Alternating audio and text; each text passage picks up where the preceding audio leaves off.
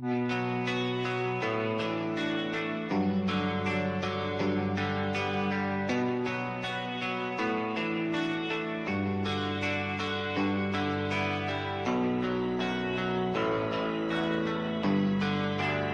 are you feeling? How long have you been here? 3 months, May 17th. And what brought you? That's difficult to answer.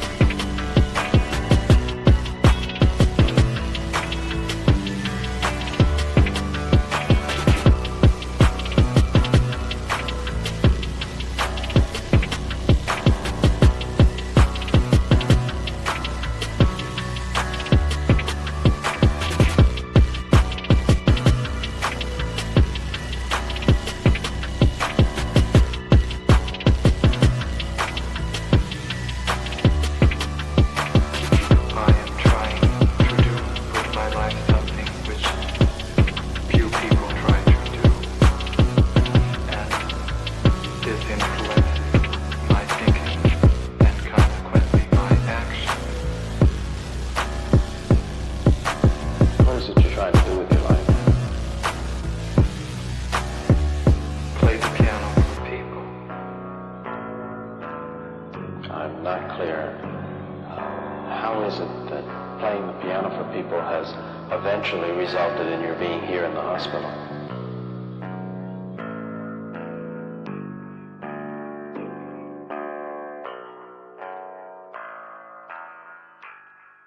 That's difficult to answer.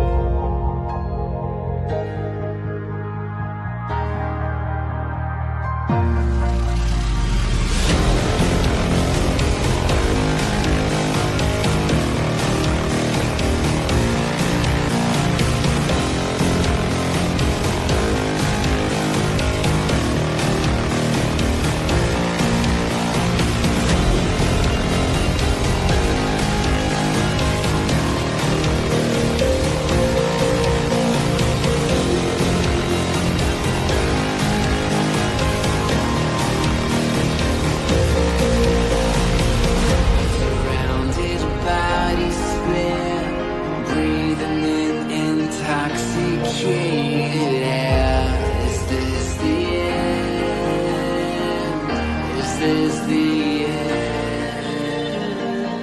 There's a noise inside my head of crying people facing death.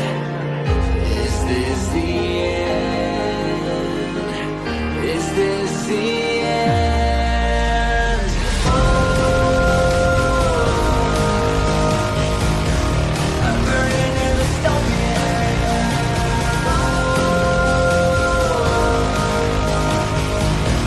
There's no place to hide.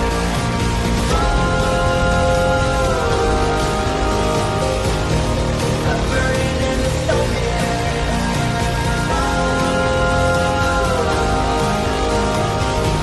This is the final genocide. What have we done to the world?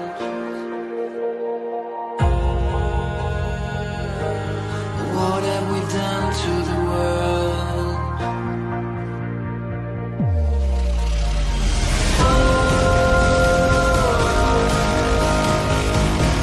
I'm burning in the stone.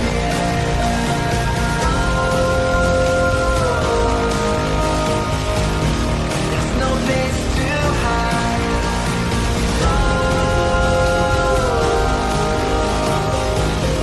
I'm burning in the stone.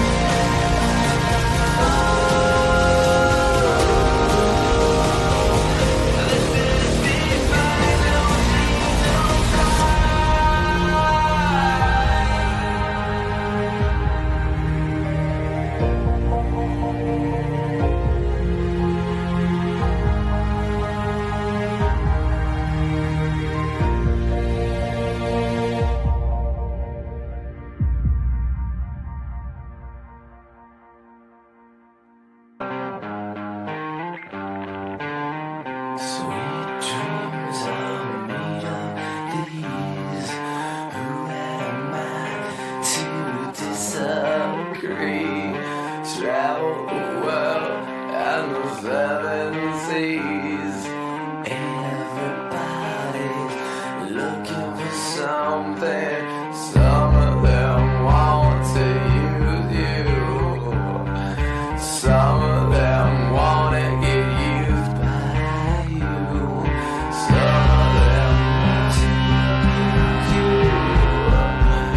Some of them want to be out you.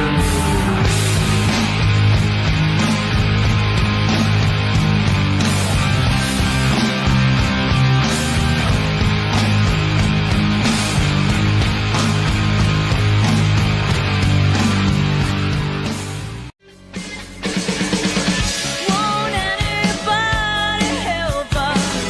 What are we running for? When there's nowhere we can run to anymore. We can't afford to be innocent. Stand up and face the enemy. It's a do or die situation. We will be invincible. And with the power of conviction, there is no sacrifice. It's a do or die situation. We will be invincible. Who the fuck is Karlyn? She's just some sweet lady. She's like in a knitting. She does like a knitting stream. She's like a knitting YouTuber. She does knitting. Can we grow up a little bit and Alt not Girl be sent retarded? $200. Have you seen the Please. work of Karlyn Borysenko? Anti-commie cult leader and is obsessed with looking at what actual far-left communists are talking about and organizing today, infiltrating them. They infiltrated the universities, schools, media. She has the receipts to back it up. Primary source evidence. Infestation is dire and she calls Republicans idiots eating slop. Agree. Thank you for the big super chat. Yeah, oh, I know Karlyn B. She's solid. She's funny. I The like great her. noticer sent $200. Literally. So not it's, Ian. it's not a because I haven't dangled my junk into the combat zone on purpose to get some camera footage, but that's the big part of what's the Is problem. that what you call reporting? Go and live under if streaming? you're going to do it. Yeah, go seriously. undercover. Otherwise, you're wearing a hunk of meat in a lion's den. Nick Shirley, I love you. Take care of yourself, man. Karlyn Borysenko went undercover. Do stuff like that. Like if you want to expose this thing, don't pariah. But Please. Ian, here's and I agree with you to an extent.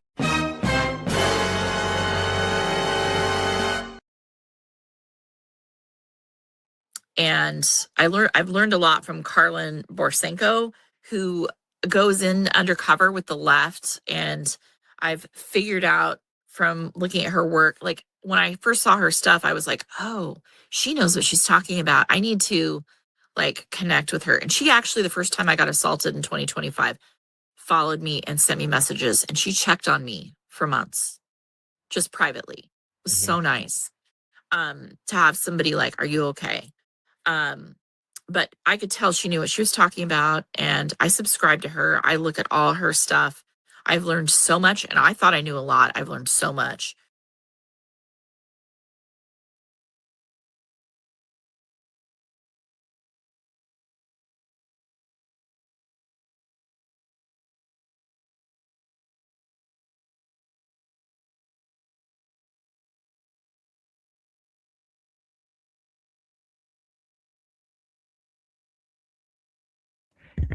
It's not my fault, okay? It's on now.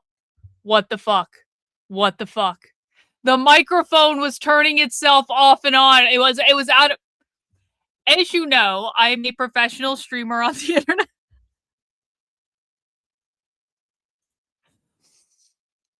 As you know, I am a professional streamer on the internet. And I can't control my own technology. My technology has a mind of its own. It's not my fault, you assholes. It's Monday. Is Mercury in retrograde or something? Like, for real, though. Is Mercury in retrograde? Can I just chat GPT that shit right now? Is Mercury in retrograde? Let's see. Let's see. Is it? Why are you thinking this hard, chat GPT? This should not be this hard. It's in a pre-retrograde shadow. Okay. Okay. Okay. It's in a pre-retrograde shadow. You know how I knew that? Because two things happen actually, no. Three things happen predictably during Mercury retrograde. Number one, never sign a contract during Mercury retrograde. Just don't do it. Just don't fucking do it. Just even if you don't believe it, I promise you, just don't do it, okay? Because if you sign a contract under Mercury retrograde, something is going to go horribly and terribly wrong, and you don't need to chance that shit. Just wait until Mercury is out of retrograde, okay? Number two thing that happens, people drive like absolute retards under Mercury retrograde. I don't know what it is, but like you are at far greater risk of getting in a car accident under Mercury retrograde because for some reason, and this is just something that I've noticed, like kind of keeping an eye on this stuff over the years, like people drive like absolute retards under Mercury retrograde. Like I have almost gotten hit in parking lots more times under Mercury retrograde. Every single time it happens, I'm like, oh, is Mercury in retrograde again? Yeah. Yep. If everyone is driving like a moron, like Mercury is in fucking retrograde, I promise you.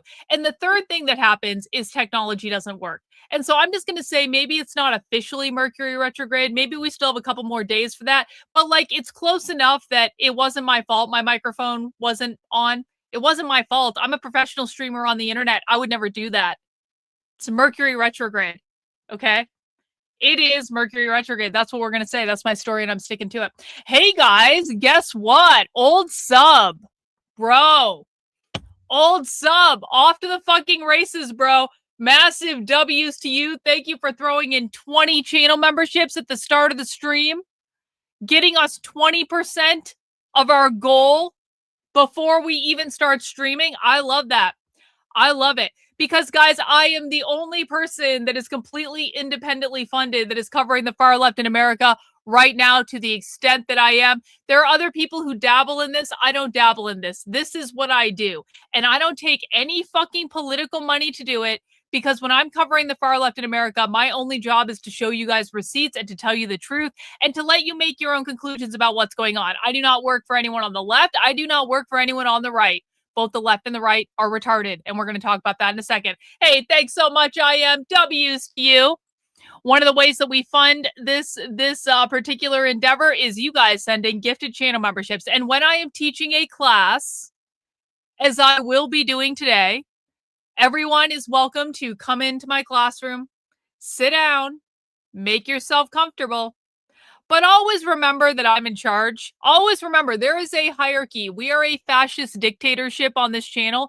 If you think you have free speech on this channel, you are sadly mistaken. You do not have free speech rights on this channel. You are in my house. You are in my classroom. You are in my research laboratory. You are in my laboratory. You do not have free speech here. There is a hierarchy. I am at the top of the hierarchy. Everyone else is beneath me.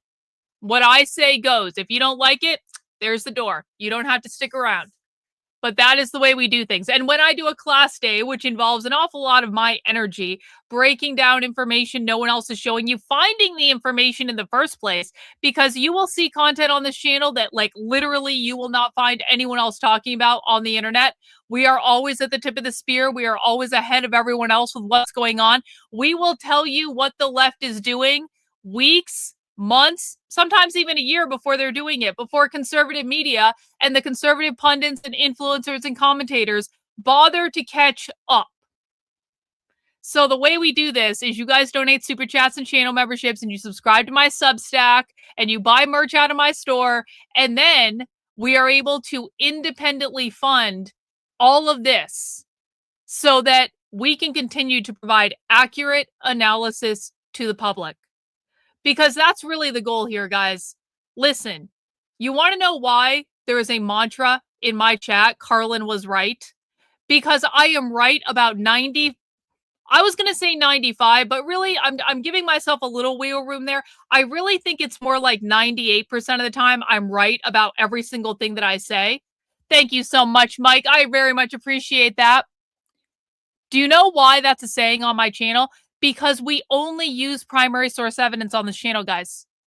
There is a very simple reason that I am right about every single thing that I say. There is a very simple reason why, if you don't believe me today, just give it a week or a month, or maybe sometimes it takes a little bit longer, but I am always proven out to be right when I say something on this channel. And there are times when it might take 6 months for us to find the exact piece of evidence that says, oh yeah, we were 100% right about this. It may take us longer than that, but we always remember back and go, oh yeah, we were talking about that shit months ago.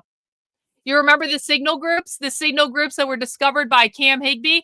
I was talking about the signal groups 6 months before Cam Higbee even knew what they were. Do you want to know why? Because I got invited to join the signal groups in real life when I was undercover with the New York anarchists in New York City, in a little clandestine meeting in a park somewhere, where I was given a presentation from a bunch of fascists who were not fascists, Antifa. Sorry, I was the fascist. They were the Antifa. I was given a presentation by a bunch of Antifa anti-ICE organizers in a little park in New York City. We were sitting around picnic tables, and this was in September of last year. This was like 2 days after Charlie Kirk was shot.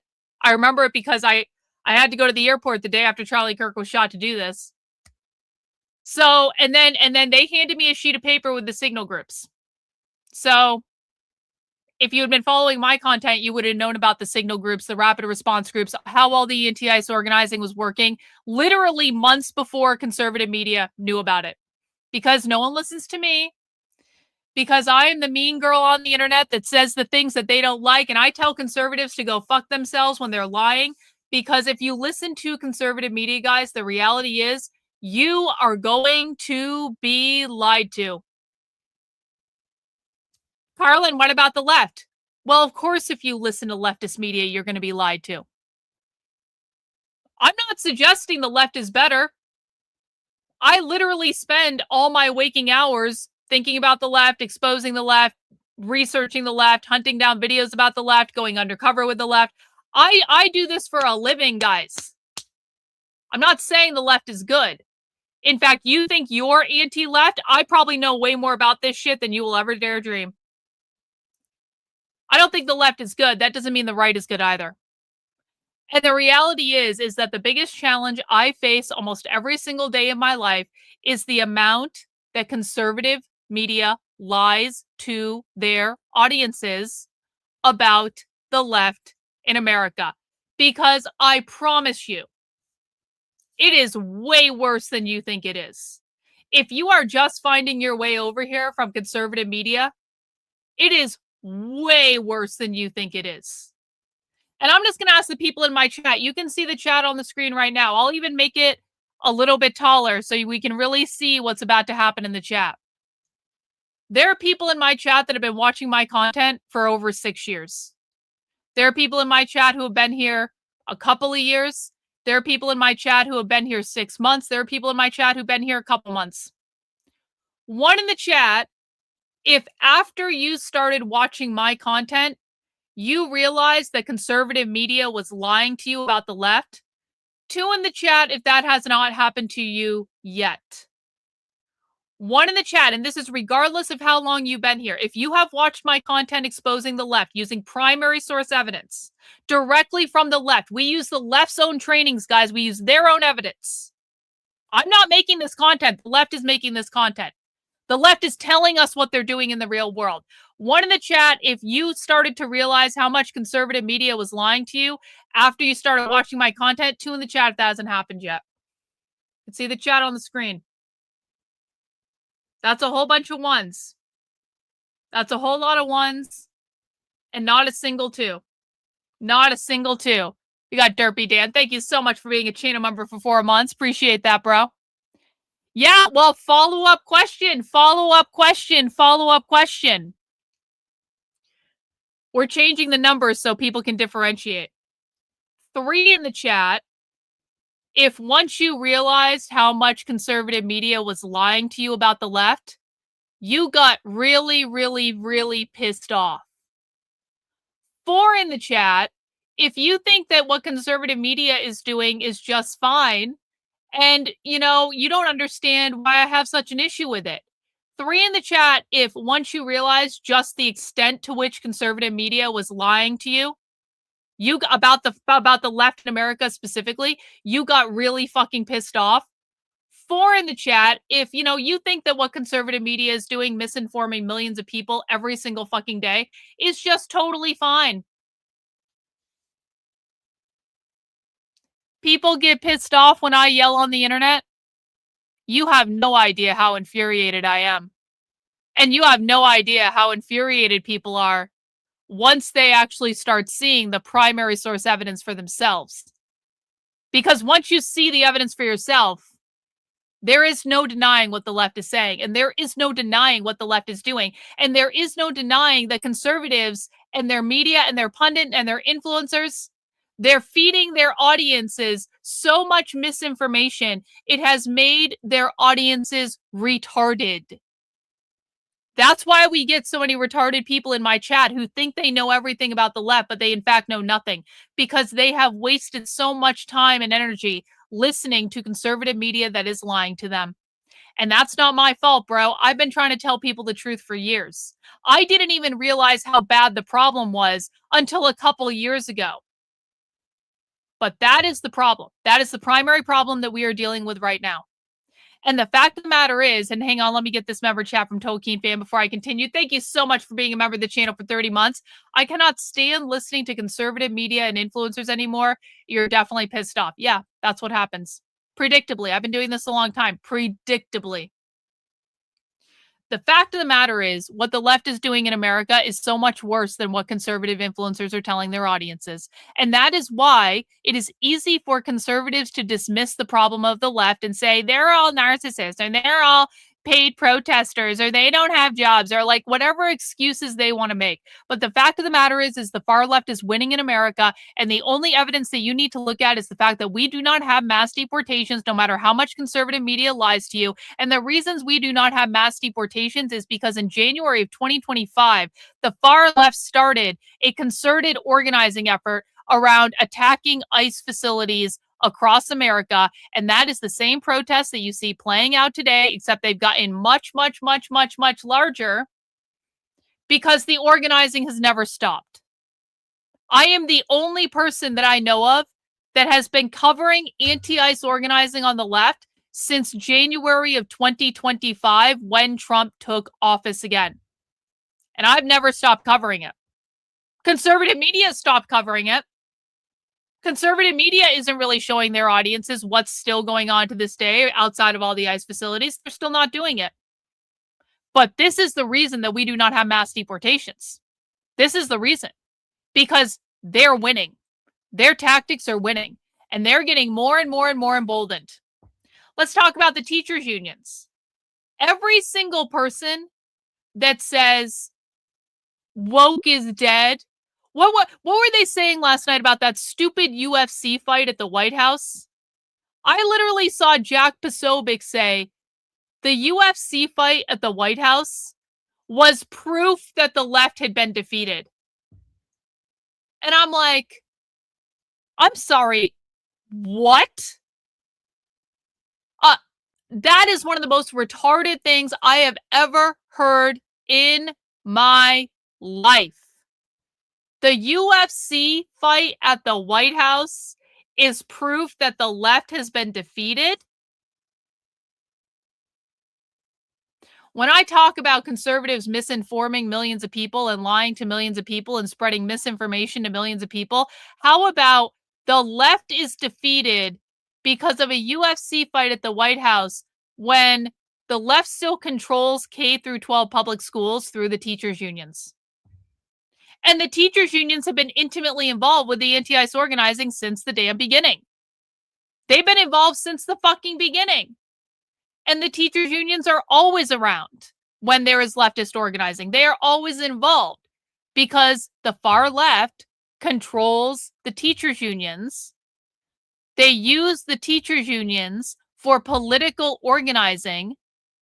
And then conservatives are shocked when every school district in North Carolina gets shut down by the teachers' unions for the May Day protest that happened last month. How dare they shut down our school districts? Why didn't we know this was happening? They're your fucking kids, conservatives. Why do I know more about what's going on in the school districts than you do? Because I reported weeks prior to May Day that the school teachers in North Carolina were going to shut down all the schools. And the reason I reported that weeks before it happened was because I recorded them on an organizing call talking about it. And I put that out on the internet. And again, conservatives didn't fucking listen. And then weeks later, when predictably, just like I said was going to happen, all of the schools in North Carolina get shut down. All of a sudden, there's outrage. All of a sudden, there's surprise. How come we didn't know about this? How did they get away with this? It was all over fucking Twitter. One in the chat if you knew that was going to happen before it happened. One in the chat if you knew that the North Carolina schools were going to get shut down weeks before May Day. 2 in the chat if that was new information for you. I'm actually curious. Who was around then? Who was around when we were literally covering the organizing calls with the teachers' unions in North Carolina? 1 in the chat if you literally knew that all the schools in North Carolina were going to shut down weeks before it happened. 2 in the chat if that was like new information for you.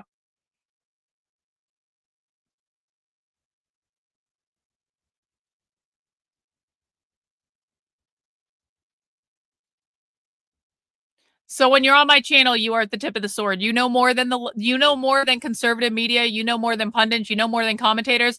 And here is the most terrifying part of all. I am absolutely convinced we know more about what the left is doing than the White House. I would love to be wrong about this. I truly would be. This is actually the thought that keeps me up at night. This is actually the most terrifying thing that exists in my head at any given time. I am actually convinced that we know more about the far left in America organizing right now than the White House does. Because they don't listen. Or they listen to Glenn Beck doing some crazy conspiracy theory about George Soros funding all of it, which is one of the most ridiculous lies that the right wing tells their audience. That's mind-boggling to me. It's mind-boggling. So today we're going to continue to do what we do, and we are going to watch a far-left organizing call. And we are explicitly going to watch a far-left organizing call and Reagan knew this. I saw Reagan mention this in the chat earlier. Rethinking schools. Very good, Reagan. Very good, Reagan. Reagan identified that we are watching Rethinking Schools today. If you have never been here for a Rethinking Schools presentation, basically Rethinking Schools is like a socialist educational activism network, I guess, is how I would characterize it. Rethinking Schools publishes a magazine that is read by socialist teachers that basically teaches how to indoctrinate kids in schools. Like, it actually gives like lesson plans for how to indoctrinate kids in schools. They publish teacher planners for how to integrate all the far left bullshit into your classroom. I actually became familiar with Rethinking Schools because I saw them present in person at the Socialism Conference when I was undercover at the Socialism Conference in September of 2023. And that was the first time I became aware of Rethinking Schools, because not only were representatives from Rethinking Schools presenters at the Socialism Conference, they were actually also sponsors of the Socialism Conference. So Rethinking Schools is associated with the Zin Education Project.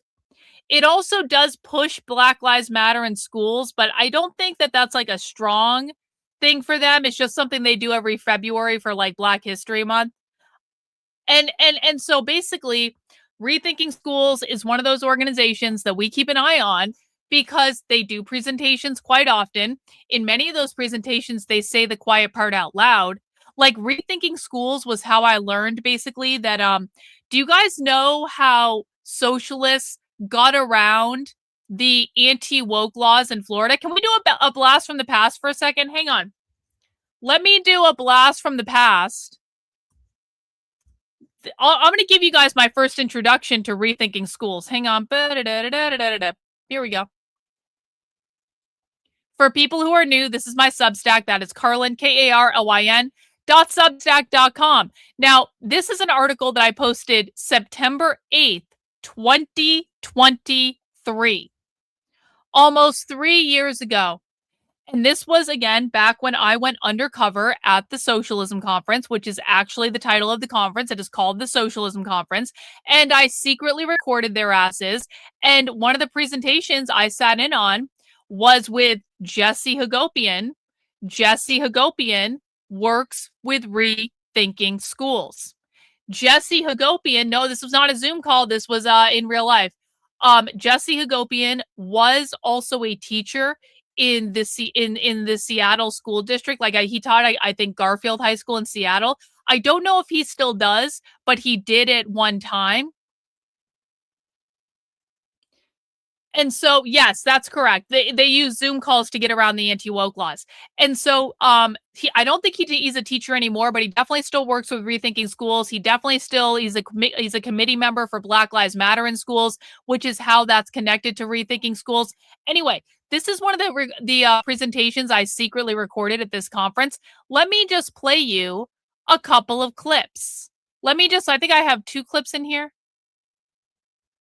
Let me play you a couple of clips. And again, this was recorded almost 3 years ago by me in person at the Socialism Conference. And these are audio only recordings. This was the first time I ever secretly recorded someone. Fun fact. And so you can see I have the words on the screen, so you guys are going to be able to hear them, even if it's a little fuzzy. All right. Thank you, everybody. I'm Jesse Hagopian. I'm a teacher in Seattle, and I work with Black Lives Matter at school and the Zin Education Project and Rethinking Schools. So I've actually got to Zoom in and do meetings with classrooms in Florida and with some bold teachers who invited us into the classroom in the tradition of fugitive pedagogy, smuggling in contraband curriculum, showing the film, The Rebellious Life of Mrs. Rosa Parks, and then having us come and discuss systemic racism in a state where it's illegal. And so that rebellion is inspiring to me, and telling teachers in my state to do this work if they can do it in those conditions, right? So I thank you all for the work you are doing, the fight that you're putting up that's really a fight for all of us. because we know what they are incubating in Florida is about exporting it all across the country, and we're already seeing that, right? When Florida banned the AP African American Studies curriculum, the response wasn't a rebellion for ethnic studies all across the country. The response from the College Board was, okay, cool, we'll cut everything that you wanted out of it. So the word systemic does not exist in AP African American curriculum anymore. That is not an advanced course. If you can't talk about systemic racism, you're just lying about this country, right? They are now exporting the don't say gay, don't say trans laws across the country now that Florida is not the only state now, right? So they are incubating this fascism and working on ways to export it. I think that one of the ways we need to understand what's happening right now, to understand how to defeat it, is to look at the McCarthy era, because the Red Scare and the Lavender Scare are the playbook I think that they're drawing from. I wish. Very consciously. Label anything that you don't like communism, and then fire the people, right? So I just want to note that he's complaining about things being labeled as communism while speaking at an event called the Socialism Conference. Thousands of teachers lost their jobs across the country as a result of the Red Scare. And the Lavender Scare, actually, more people were fired from the federal government for being labeled, quote, homosexual than even red, right? And by the way, guys, this is why we need to do a new era of McCarthyism, because I'll tell you what, there is one thing these people are afraid of, and that is McCarthyism. That is what they are afraid of. They talk about it openly. They don't want a new, they say they're claiming we're in a new era of McCarthyism, but we're not really. We actually need to do a new era of McCarthyism. One in the chat if you think we need to do a new era of McCarthyism. Two in the chat if you think I'm going too far. We need to be firing communists from all taxpayer funded jobs in America. If you are actively working to overthrow the government, which is the goal of the far left in America, guys, when they say capitalism, they mean the United States government was built on capitalism. They mean the Constitution was built on capitalism, upholds capitalist rights. When they say land back, they are literally talking about taking America and eliminating all the fucking borders. So don't tell me these people are not trying to overthrow the government. We should not be funding them in the form of taxpayer-funded positions. If you are openly advocating for this ideology, you should be fired from any public job you hold. And anyone who says anything else is simply un-American. I'm sorry. Like, you're a traitor to this country. A communist. And specifically in Florida, the Johns Committee was set up to interrogate teachers, to bring them from their classrooms to sit before a committee in the 40s and 50s and have to defend their sexuality. And if you were just a single woman teacher, you were under suspicion of being lesbian and were often fired, right? And that they're very consciously reviving that with these laws. And I think when we can see that history and teach that history to young people, to our social movements, it helps us understand the tradition they stand in and the one that we stand in, because what ended the McCarthy era and the Red Scare and the Lavender Scare was the eruption of the civil rights movement, the Black Power movement, the gay liberation, right? LGBTQ people fighting for their liberation, and that's really what I think it's going to take today. All of those were far left movements, by the way. The far left countered McCarthyism by starting like 4 different revolutionary movements at the same time, and they won. And I'll just end by saying that the new law goes into place that says that if you have the wrong book in your classroom about race or sexuality, you can face a felony in Florida, right? That you 5 years in jail. And a child sexual offender. Right, exactly. And so my question, just to end, is what do we do when the first? Do you think they're actually about putting teachers in jail? Is that the next step? And if that happens, what's our, like, I want to get on the next plane, the first teacher who faces a felony for having a wrong book, I want to get down there and be in front of that school. How do we mobilize our networks to get people down there to fight that? So in this clip, Jesse Hagopian, again, who is associated with Rethinking Schools, which is the organization we're going to be watching today. This clip was almost 3 years ago. He was literally talking about the fact that to get around the Florida anti-woke laws signed by Ron DeSantis, what teachers in Florida were doing were zooming in people into the classroom like Jesse Hagopian. I don't know why you are calling me right now. God, go away. People like, so basically what was happening is teachers in Florida were zooming in people like Jesse Hagopian in order to teach the content that the teachers in Florida couldn't teach. But if they zoomed in someone from out of state, they could use that as a form of what they call fugitive pedagogy to basically usurp the laws. Oh my God, bro, I just said, no, I'm not answering the phone right now. What the hell? Spammers calling me at all fucking hours when I'm on a stream. It's not fair. I'm trying to make an educated point here about the socialists, and the spammers are like, no, we're going to spam you right now, Karlyn. What the hell? How rude. Anyway. So what I'm trying to show you guys is like, this stuff has been going on a long time. And by the way, like for everyone who ever asked me, Karlyn, did you notify the government of this? Did you tell Ron DeSantis this? Yes. I told Ron DeSantis this at the time. I sent all of this information to his office, guys. That's reality. Did Ron DeSantis do anything about it? No! Because they never do anything about it. They literally never do anything about it. And it doesn't matter. And this is why how the right behaves is so fucking infuriating. Because we can literally give direct evidence from far left events about what is going on. They are talking about it openly. They are talking about what they are doing, how they're doing it, explicitly spelling out their organizing strategy. And we can give this information to the government officials that are supposed to, have solutions and actually solve this problem, and they don't even acknowledge it. They pretend it doesn't exist. Because the minute they admit it exists is the minute that they actually have to do something productive to solve the problem. And what I've learned over years and years and years of doing this is that Republican politicians will not ever do that. And that's just the way it goes. I've got another clip from Jesse Hagopian I'd like to play you, just to emphasize, if anyone doubts me that Jesse Hagopian really is a socialist, okay, this is another clip I recorded of him at the conference.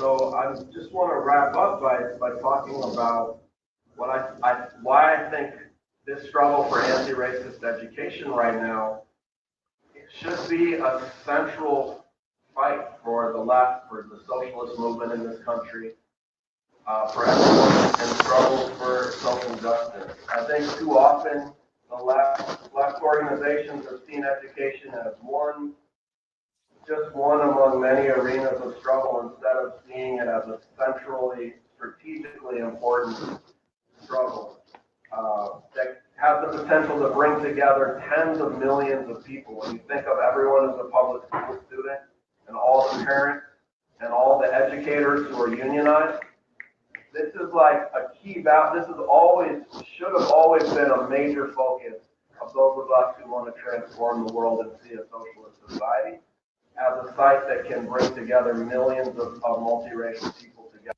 Education is a key part, listen again, of bringing together tens of millions of people to transform the world into a socialist society.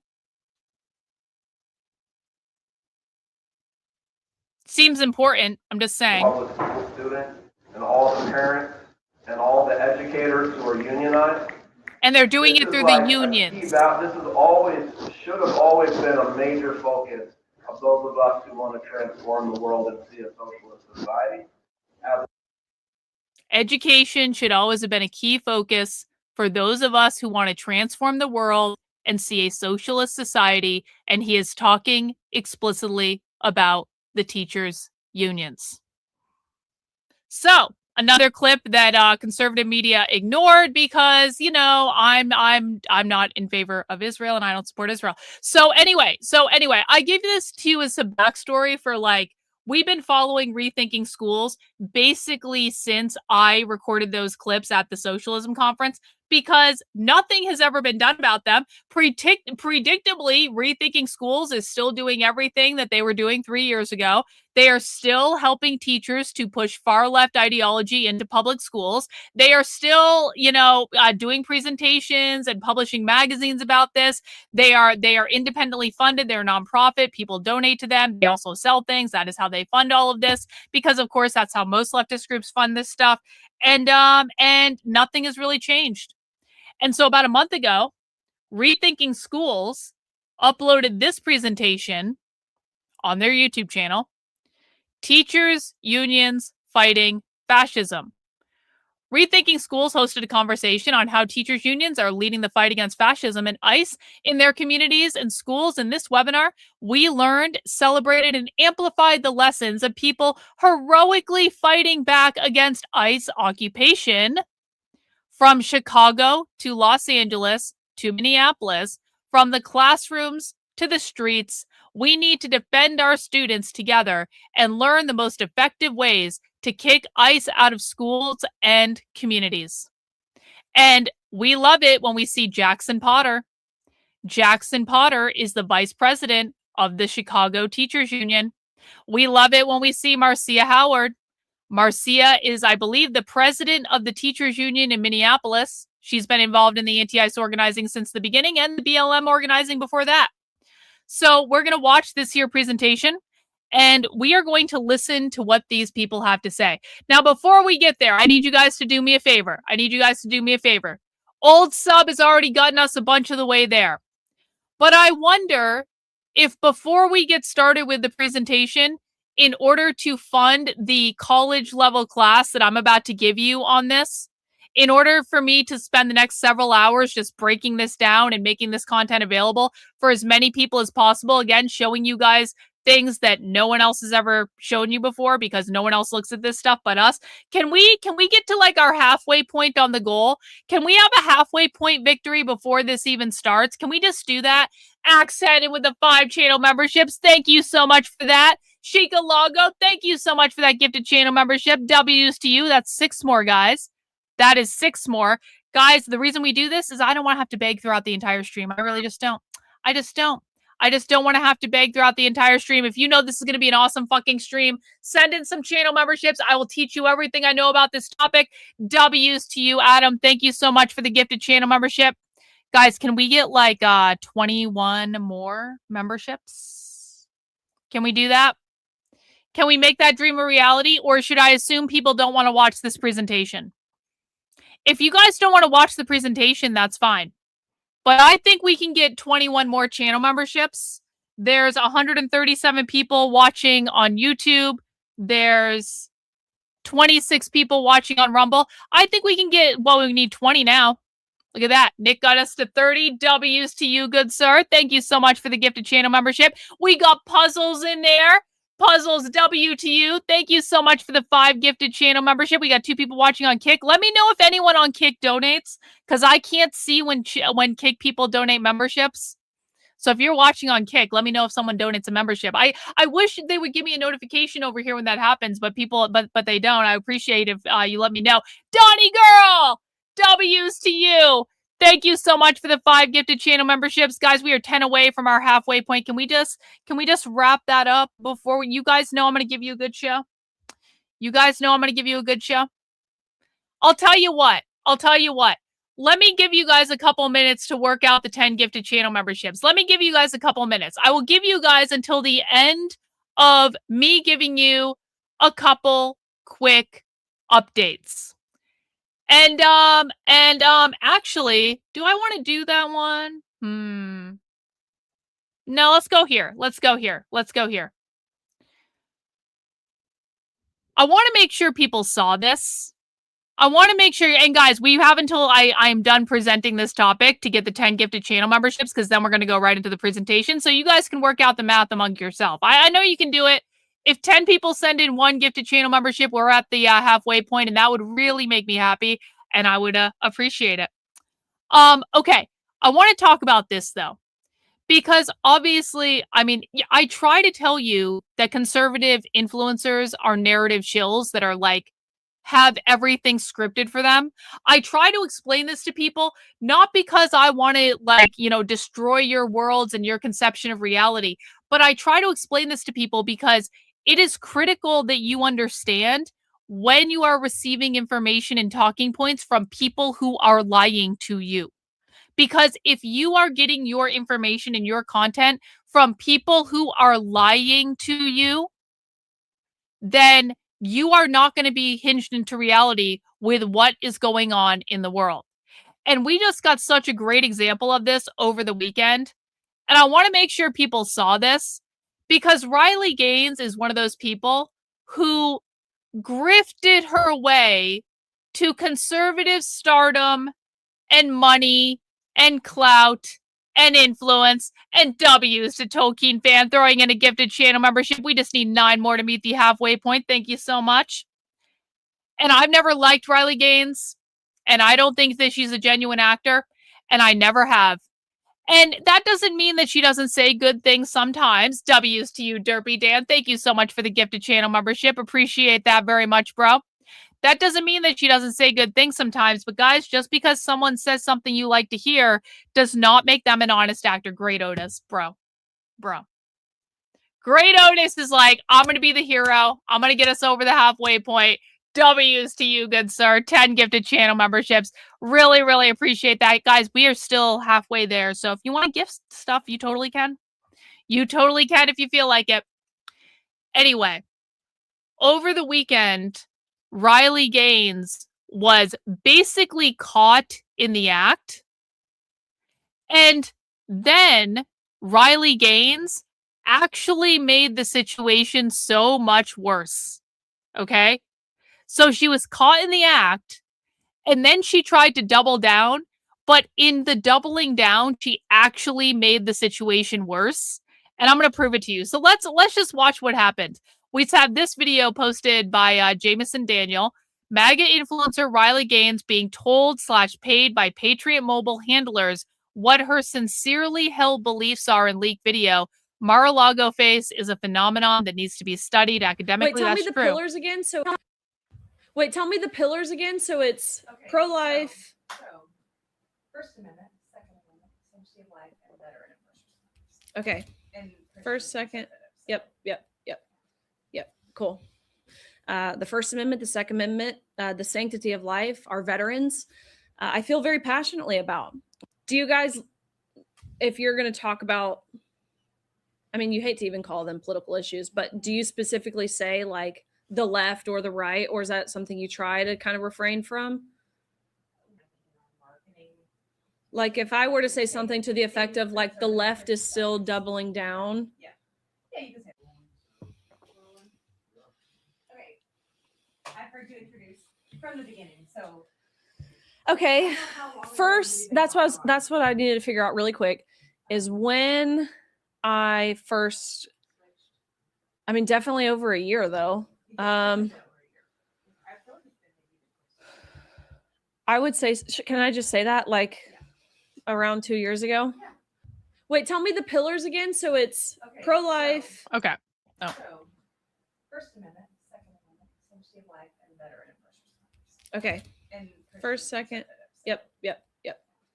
Hello, my name is Riley Gaines, and I'm a very, very proud Patriot Mobile user, and I have been for about 2 years now. Okay. For people who are like, Karlyn, don't you know she was getting talking points down for an ad read? You stupid motherfuckers, I used to work in marketing and PR. I've done shit like this a million times. I also did a PragerU video, so I know exactly how they film these things. What I'm going to tell you is that you have never seen me like been involved in anything. And quite frankly, I've also never been involved in any sort of thing like this, even outside of politics, where someone filmed an ad read saying, these are my strongly held personal beliefs. And they had to be reiterated to them before they started the show. I have never seen that happen. When I did the PragerU video, I was given a script like a week or so ahead of time. And by the way, I had approval over the script. So it was just my story. So they didn't make me take any position. I literally just told my story in that video. But I got a script. I could study the script. I could practice the script. And it wasn't a long script. This wasn't like a complicated thing.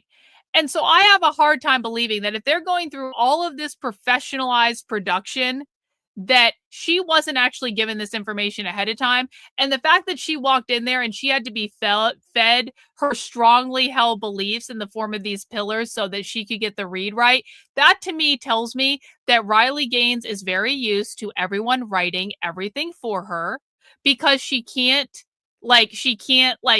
if you can't retain like basic level information and then claim that they're your strongly held beliefs, I don't really know what to say. Perhaps you could say this is something cut out of context. Perhaps you could say maybe you're being a bit harsh, Karlyn, and maybe that would have been true, except that Riley Gaines then released a video in which she said the quiet part out loud. And quite frankly, I'm much less interested if Riley Gaines was doing like an ad read for something and she's just that fucking stupid that she can't remember like basic talking points.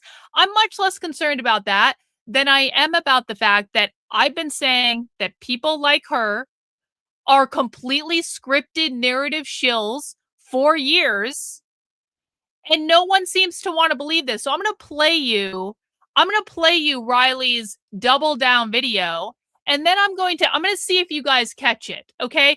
Let me know when you hear Riley Gaines say the quiet part out loud in the chat. All right. Let's see how much you guys are listening, because it couldn't be more clear what's going on.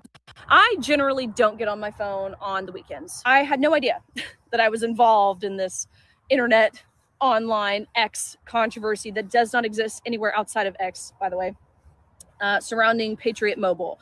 So I figured I would just make a video, clear some things up. Number one, Patriot Mobile has never, ever, ever paid me for anything. I don't believe that at all, but okay. Service, not a campaign, not a commercial, not an ad, an endorsement, a product, nothing. I've never, ever been paid by Patriot Mobile. Check the filings, check like my bank account. I don't know. They've never paid me. So the whole bought and paid for thing would maybe be applicable if I'd been paid, which I haven't.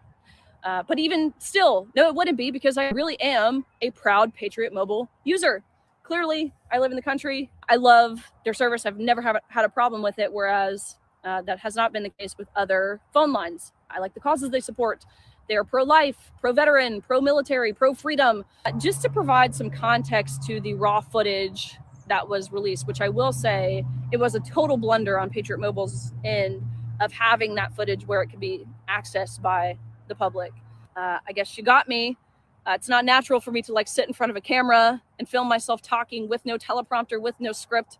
It really was a personal and heartfelt endorsement. But when I was asking, like, is it okay if I use this language and this, if I say this, that mostly came from working with several 501c3s and 501c4s over the past few years, understanding that you have to be very specific about the language. I understand that Patriot is a for-profit, so maybe I didn't necessarily have to be concerned about those things. I wanted to make sure that I was saying everything in a manner that would not get the brand in trouble legally or financially. I don't know.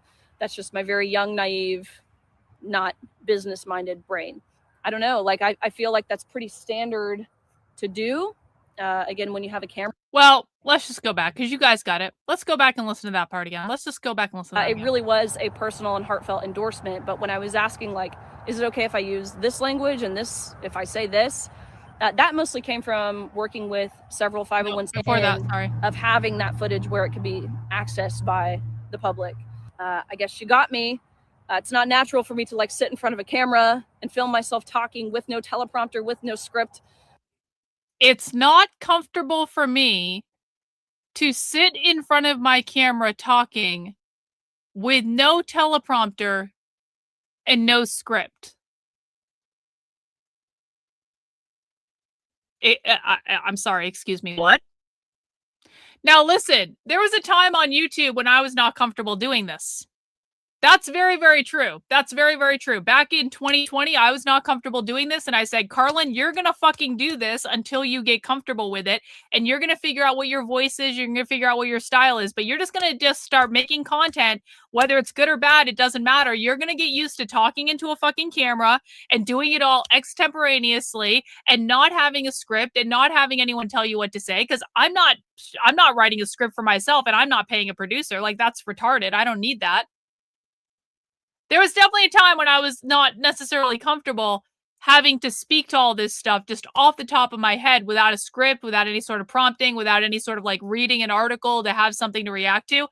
But I've now been doing this for 6 years and I can manage to speak for hours and hours and hours and hours a day without a teleprompter, without a script, not even wearing makeup. Like Riley Gaines is wearing makeup to film a video in her fucking palatial backyard. I can do this completely comfortably without the extravagance of a producer or a teleprompter or someone else writing a script for me. And quite frankly, Riley Gaines has been doing this shit long enough where she should be doing the same thing. It should not be a problem for someone with the experience that Riley Gaines has had. And by the way, she was already used to this stuff, or she should have been because of her college athletic career. I'm sure she had to talk to many reporters. I'm sure she had to do interviews and stuff like that. So even to say that I'm not comfortable speaking without a script or a teleprompter. Again, Riley? I guess you got me. It's not natural for me to like sit in front of a camera and film myself talking with no teleprompter, with no script. That tells me that literally every single thing that comes out of this woman's mouth is written for her by someone else. If you have been doing this for as long as Riley Gaines has been doing this, and it is not natural for you to sit in front of a camera and talk about your strongly held beliefs without having it written for you on a script that she didn't even write, that someone else wrote and then put into a teleprompter for her to read, this is the very definition of a narrative shill. And I understand that some of you might like her, and I understand that some of you may like some of the things that she says. I don't necessarily think that everything Riley Gaines says and does is bad. I'm not suggesting that. But I am saying, and I'm not even saying that it's her fault for taking advantage of a situation. Riley Gaines is just like every other blonde bimbo conservative that rises to fame. The only reason she did is because she's blonde and boobs and pretty and all that, because conservatives can't get enough of that shit, because image is all they really care about. So she's like every other stupid blonde woman that has ever been lifted up by the conservative establishment that really isn't that smart, really has nothing unique to add to the conversation, but she is willing to read off the script and keep the hair big and blonde and all that stuff and play the role and say the talking points over and over and over and over and over again and make millions and millions and millions of dollars. You know what? Like, what dumb blonde woman wouldn't take advantage of that situation, if we're being honest about it? What stupid blonde woman? What other prospects did Riley Gaines really have as a former college athlete who was dumb and blonde? This is like best case scenario for her. She gets to be famous. She gets to wear dresses. She gets to be an important person at the White House. She gets to have millions of followers online. And she gets to make all this fucking money just by reading the scripts that someone else is writing for her and saying the talking points that she is supposed to say and never, ever, ever, ever, ever, ever, ever deviating from the narrative. She can't be blamed for taking advantage of that situation. I think many people in her position would, right? So this is not about hating Riley Gaines. This is not about saying everything Riley Gaines does is bad. But like, if you can't distinguish what is going on here based on her own words. Now let's listen one more time, because again, I could forgive the commercial, but this... It was a total blunder on Patriot Mobile's end of having that footage where it could be accessed by the public. I guess you got me.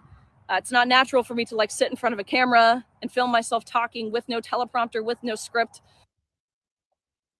That is what the problem is. And that is the same story as basically every conservative influencer that you see all over conservative media today. That is what is going on. You need to be responsible for the information that you're consuming. And that is why on this channel, we literally only watch primary source evidence, because you cannot trust, we can't trust the left. Of course we don't trust the left. We are watching leftist propaganda.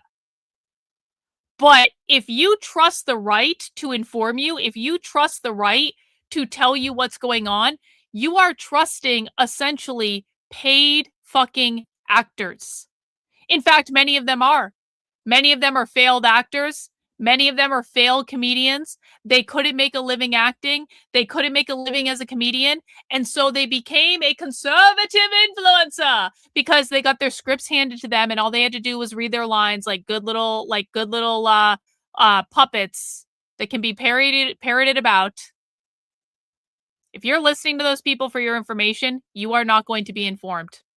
So we're going to listen to the real deal, guys. Please make sure you mount the like button for me if you would be so kind. Liking the video helps YouTube recommend the content to more people. And again, if I teach you something on this stream, if you learn something new, if I answer your questions, if I show you information that no one else has shown you, please feel free to show your gratitude by sending in some channel memberships. We are still 48 channel memberships away from our channel membership goal for the day.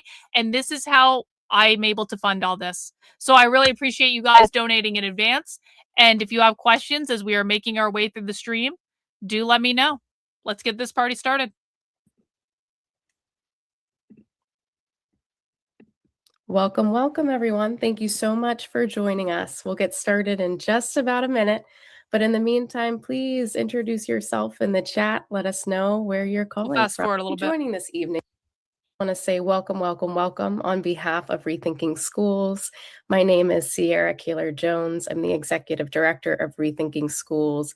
Thank you so much for joining this important, essential conversation on how teacher unions are fighting against fascism, fighting against ICE in these times. Thank you so much to our ASL interpreters, Crystal Butler and Takia McBride. And please join me in welcoming our panelists. We have... Hey, Ben, thank you so much, bro. 5 gifted channel memberships. Really, really appreciate that. Everyone give Ben W's in the chat, please. Marsha Howard, we have Jackson Potter, and we have Maya Suzuki Daniels. And we're so thrilled to be able to be in conversation with you and just learn more about the work that's happening in Chicago, in Minneapolis, in LA, all across the country. You all and your unions are really at the forefront of fighting against fascism, fighting against ICE, supporting educators who are on the front lines of teaching young people about what it means to exist in this current socio-political climate, but also what it means to resist and to fight back. So we are so glad that you're here. As we launch in a conversation, I'd like to turn to each of you and just ask for an introduction so we can get to learn a little bit more about you and also share the key things that your union and your teachers have done over the past few years to fight back against ICE and the National Guard descending on your cities. And Marsha, if I might start with you, I'd love to jump into conversation. Hi, y'all. I am Marsha Howard. I have been an English teacher, high school in Minneapolis since 1998. 1998. And rank and file union member since then, and would have just been that. But in 2020, one of my students filmed the lynching of George Floyd around the corner from my house. Oh, no and shit. I went outside and stayed outside in protest. We've been occupying the corner of 38th and Chicago Avenue since then for the 24 demands of George Floyd Square. We are still there 6 years later. And one day my union marched into that square. I never did go back to work after that. I had 22 years of leave. And so I took those 22 years of sick leave. And they came in and said, hey, we want to hire you as a community organizer. And they did. And eventually I got elected vice president, led us on a historic strike in 2022. It should be posted on And Substack, we Eliana. I have don't know what been to say. a badass union, and it was not really surprising to those of us at GFS, George Floyd Square, or any of us in Minneapolis when the current regime of the federal government decided to attack Minneapolis yet again. And so our union was ready, and educators were on the front line to resist fascism. And we used the networks that we had forged in 2020 and 2021 during the uprising in order to stave off the encroachment of the federal government. And we're still fighting here. And so I'm now the president of the union. They consider the federal government to be fascism, guys. And that's not because Trump is in office. The federal government was also fascism when Biden was in office. The federal government was also fascism when Obama was in office. It has nothing to do with Trump specifically. It has to do with the institution of the government being what they believe as communists is a capitalist institution, because they believe the government was built on capitalism. The Constitution was written to protect capitalist property rights. I know I harp on the language of the left, but if you do not understand what they mean when they say capitalism, if you do not understand this, you're going to be confused and think they're calling the government fascist because Trump is the president. That's not why they're calling it fascist. The government will always be fascist to these people because they believe it upholds capitalism. It does not matter which party is in power. Matter of fact, we just had our election. I just found out I've won re-election as the president of MFE. And we still have a lot more fighting to do for public education and defending democracy as it is. And that's my story. Thank you. Appreciate you so much. And thanks so much for being here, and congratulations. I'm so, so grateful to hear that. Maya, if I might turn to you next, share a little bit about yourself and the work that your union has been doing. Sure. Thank you so much. Maya Suzuki Daniels. I'm also an English teacher. I'm in San Pedro, which is the harbor area for Los Angeles. I did go to McAllister College, so I have a lot of love for the Twin Cities. And yeah, thank you so much for including me. I had a little bit of imposter syndrome because I am just a teacher, but I'm also extremely passionate about teachers being on the front lines of pretty much every social justice struggle. And a lot of that is because we are deeply embedded in the community. We are part of the community. Many of us come from the communities in which we teach, and we have really strong relationships with parents, politicians, community groups, in a way that I think is specific to our workforce. So I will say that, like, as I go through this answer, there's decades of, if not centuries of invisibilized work that goes into prepping for something like the invasion that we saw last June. So with that, I think a union can tap into a network of neighborhoods the invasion and community is ICE. Organizations. I know our union has done a lot of work to partner with CHIRLA, which does a lot of legal advocacy in Los Angeles. And then a lot of our members got very involved and, in fact, initiated and spread the Community Self-Defense Coalition, which is a network of, I think, at least 75 community organizations that came together in January 2025 to specifically look at immigration enforcement because we knew it was coming. So I will say also UTLA, we are a little bit known for our strikes. And I think that those were really beautiful for building site-based and community-based and citywide power. We learned to work together to fight our employer. So when it came time to fight government overreach in our schools and our neighborhoods, we had a lot of skills developed. So a lot of members created training. Our union had the resources to also create trainings that help people understand how to identify ICE, how to respond safely and effectively, how to create grassroots initiatives to raise money. Teachers are very good at raising money because we have to do it more than we would like, and to raise awareness. So we've done it for our strikes. We've done it for, you know, local school board races. And now we're using those skills to defend our neighborhoods. So again, guys, the teachers are not being coy about being an integral role in the anti-ICE organizing. This lady was talking about what happened last June with the riots last June in Los Angeles, which is when a lot of people initially became aware of the anti-ICE organizing, and they thought this just came out of nowhere. No, it didn't. No, it didn't. The unions have been involved with the anti-ICE organizing from the beginning, and the teachers' unions are some of the most involved unions of all of them. They're also some of the largest. And so the teachers' unions can literally shut down the school districts when they want to go do anti-ICE organizing, which we've seen happen over and over and over and over and over again. And every single time it happens, conservatives get caught off guard and they're like, how could this happen? Because they've been doing this since January of 2025 and they are doing it openly and they are doing entire fucking presentations about it because they are proud of what they are doing. I mean, I want to listen to her again. Like, make sure you listen. This is the Los Angeles Teachers Union, guys. These are K through 12 teachers in Los Angeles. Enforcement because we knew it was coming. So I will say also UTLA, we are a little bit known for our strikes. And I think that those were really beautiful for building site-based and community-based and citywide power. We learned to work together to fight our employer. So when it came time to fight government overreach in our schools and our neighborhoods, we had a lot of skills developed.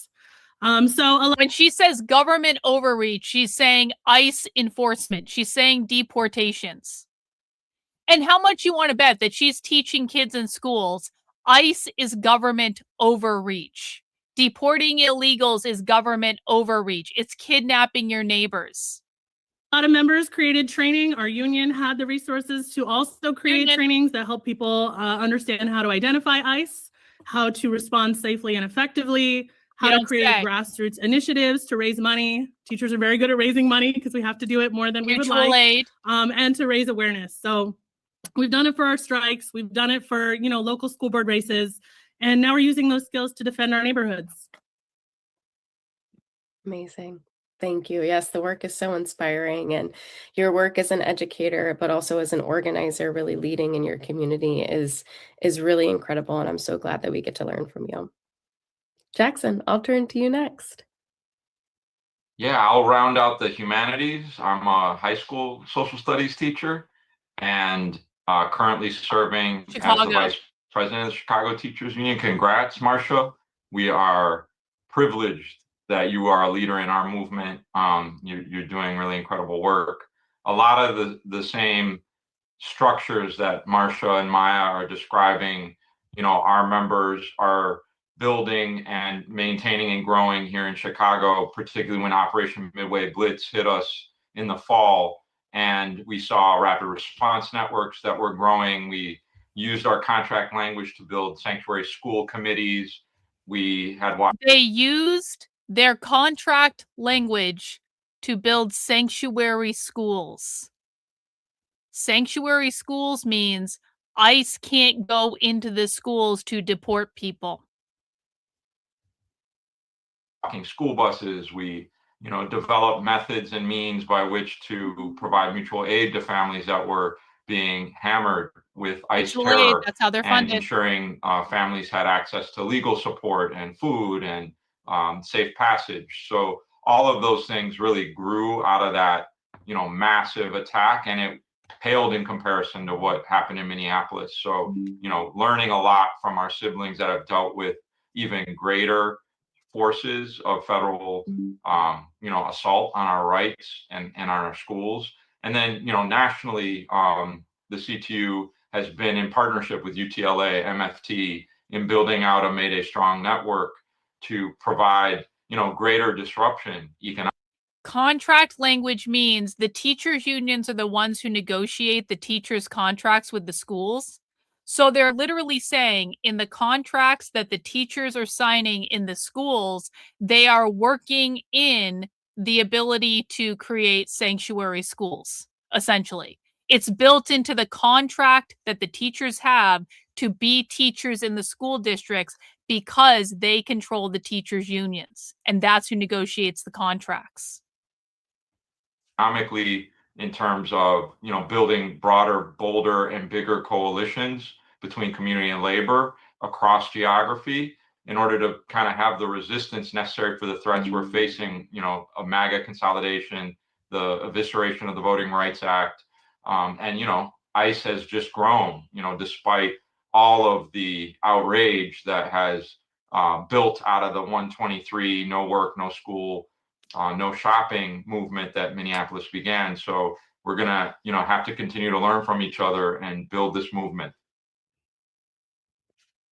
Thank you so much, Jackson. Always appreciate learning from you. And thanks also for lifting up how important it is that we learn from each other. And so that's really what this conversation is centered in, is thinking about strategy, skill sharing, idea sharing. That way we can really continue to build this broad democratic movement for social justice. And so as part of my next question, I'm going to lift up some of Maya's words that she wrote in Rethinking Schools magazine. And so in your article, Maya, you write, these images of resistance and the repression that followed eventually faded as the media cycle moved on to other narratives. But the ICE raids and the community resistance continued as a new school year started in the fall. And so for all of you, I'll each ask you individual questions, but sort of it's under this larger umbrella question of talking about how once the press dies down, what do teachers and students and communities continue to do to keep themselves and their communities safe? And so Maya, I'll start with you and really thinking about what you wrote in your article. What does it take to form a patrol? How did LA teachers begin getting involved in patrol? What does mutual aid look like? Any kind of strategy that you can lift up for folks on the call? This is like the third time we've heard them mention mutual aid. For people who are new, mutual aid is how the left is funded. They are not funded by Soros. They are not funded by the CCP. All of that is conservative bullshit. Mutual aid is how they are funded. It is fundraising. It is like passing the collection plate at church. It is community donations. It is all like specifically from the community, not from NGOs, not from USAID, not from Soros, not from any of the favorite boogeymen. All of that is bullshit. They are funded by mutual aid, and they say this all the time. Who I'm seeing in the chat are just a lot of union members who are really enthusiastic about learning about what they can do. Yeah, I will say it's a little bit of a dangerous question because I think people who know me know I could talk about organizing for like 2 days straight. But I will say, I think to keep it brief here, you need to have really trusting relationships with people.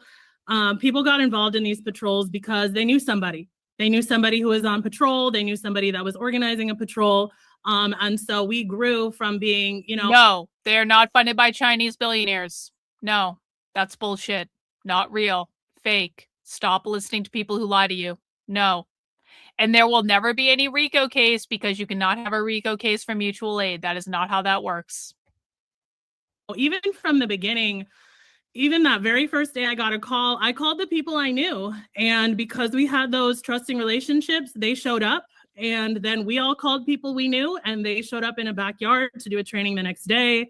I called a teacher that I knew was involved with Union del Barrio. And because we had a trusting relationship, he showed up, even though he was exhausted from a day of being on the ground in Downey. From there, it just spread to being almost 200 folks who are regularly patrolled with us because people just kept calling and bringing people in. Even after we had pushed ICE out of their staging ground down here in the harbor, people still kept joining the patrol. And I think that really spoke to the fact that they wanted to be part of something. They really wanted to feel like they were making a difference. And I think, no disrespect to folks sending postcards or rallies, but I do think people are getting a tiny bit burned out by some of these tactics because it's very evident that our politicians and our elected leaders are not listening to us. So how do we make them listen, right? How do we get their attention? How do we say, well, we're going to be out here putting ourselves in harm's way, and you're going to be responsible for what happens to us.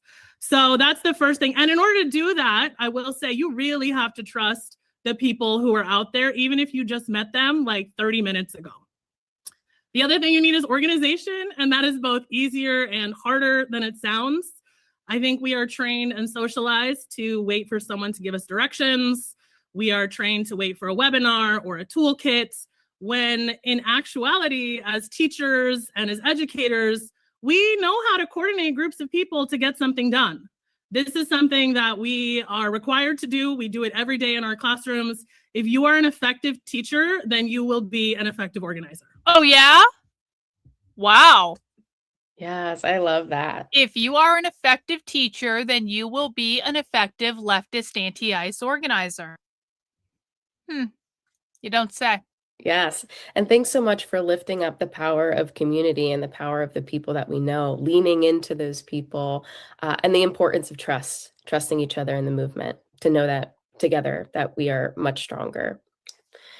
So next, Marsha, I'm going to turn to you. Our recent issue of Rethinking Schools magazine is titled Resist Like Minneapolis, because Minneapolis has been described as leading the way for the rest of the nation in terms of resistance, as you talked about earlier, from the racial justice uprisings in the summer Yeah, of I'm going to say that again.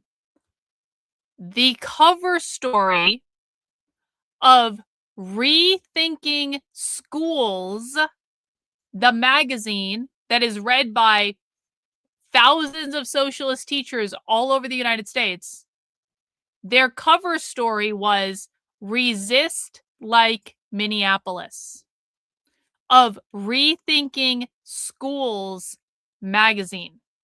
Okay? You guys starting to get this yet? 2020 after the police murder of George Floyd, to resisting ICE, but also so much more. And so what has happened since the surge of media in Minneapolis? What do you all want folks to know about the work that's happening on the ground?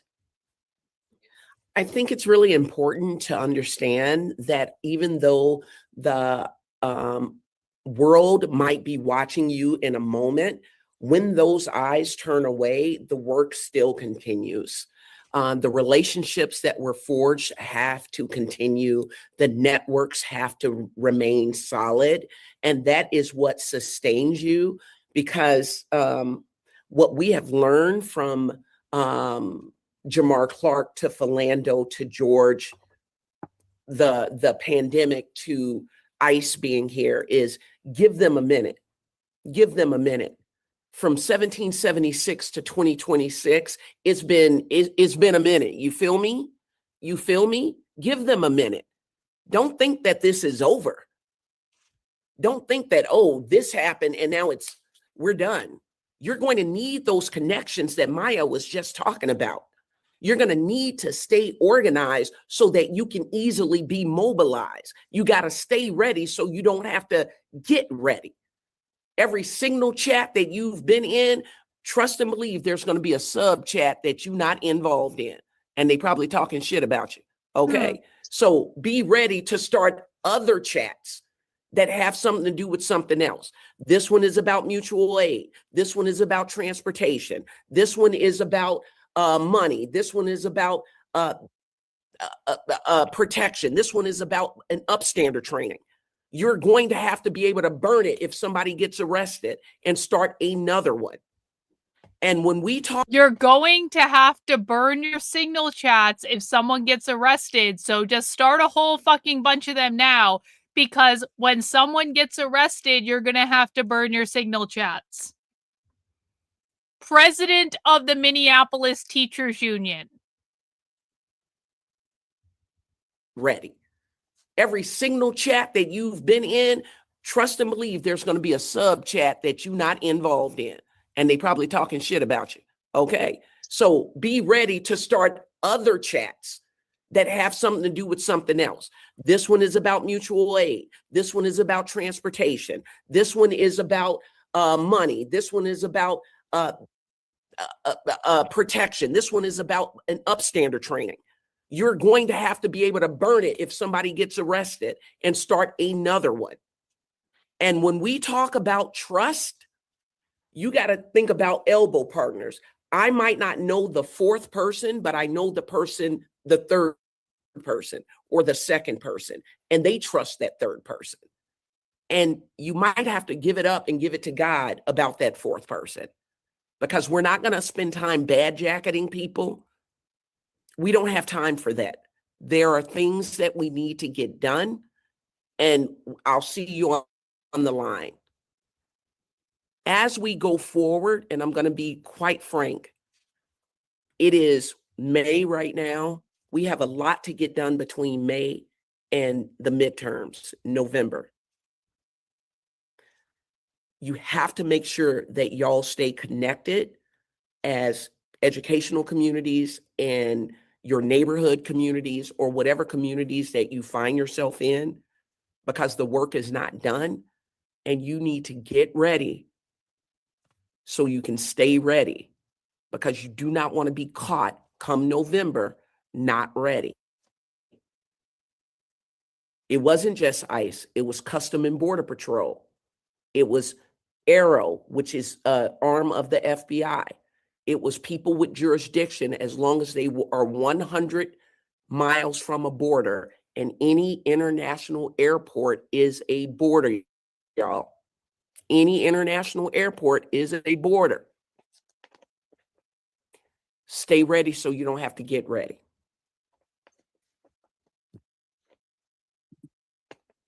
Yes, thank you so much. Thanks for those words, and a good reminder, right, that the work is constantly happening and needs to constantly happen so that we're always ready. I want people to understand this. What you are seeing represented on this call is what it's like everywhere.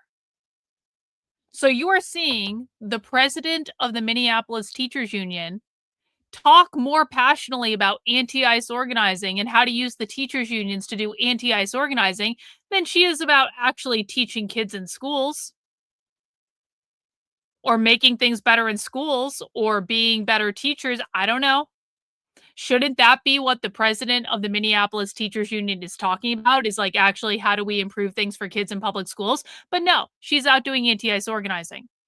You're going to see the vice president of the Chicago Teachers Union do the same thing. You've already seen this lady from the LA Teachers Union do the same thing.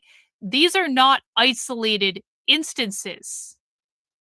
This is what the teachers unions are like nationwide. These are just some of the higher profile anti-ICE activists at this moment.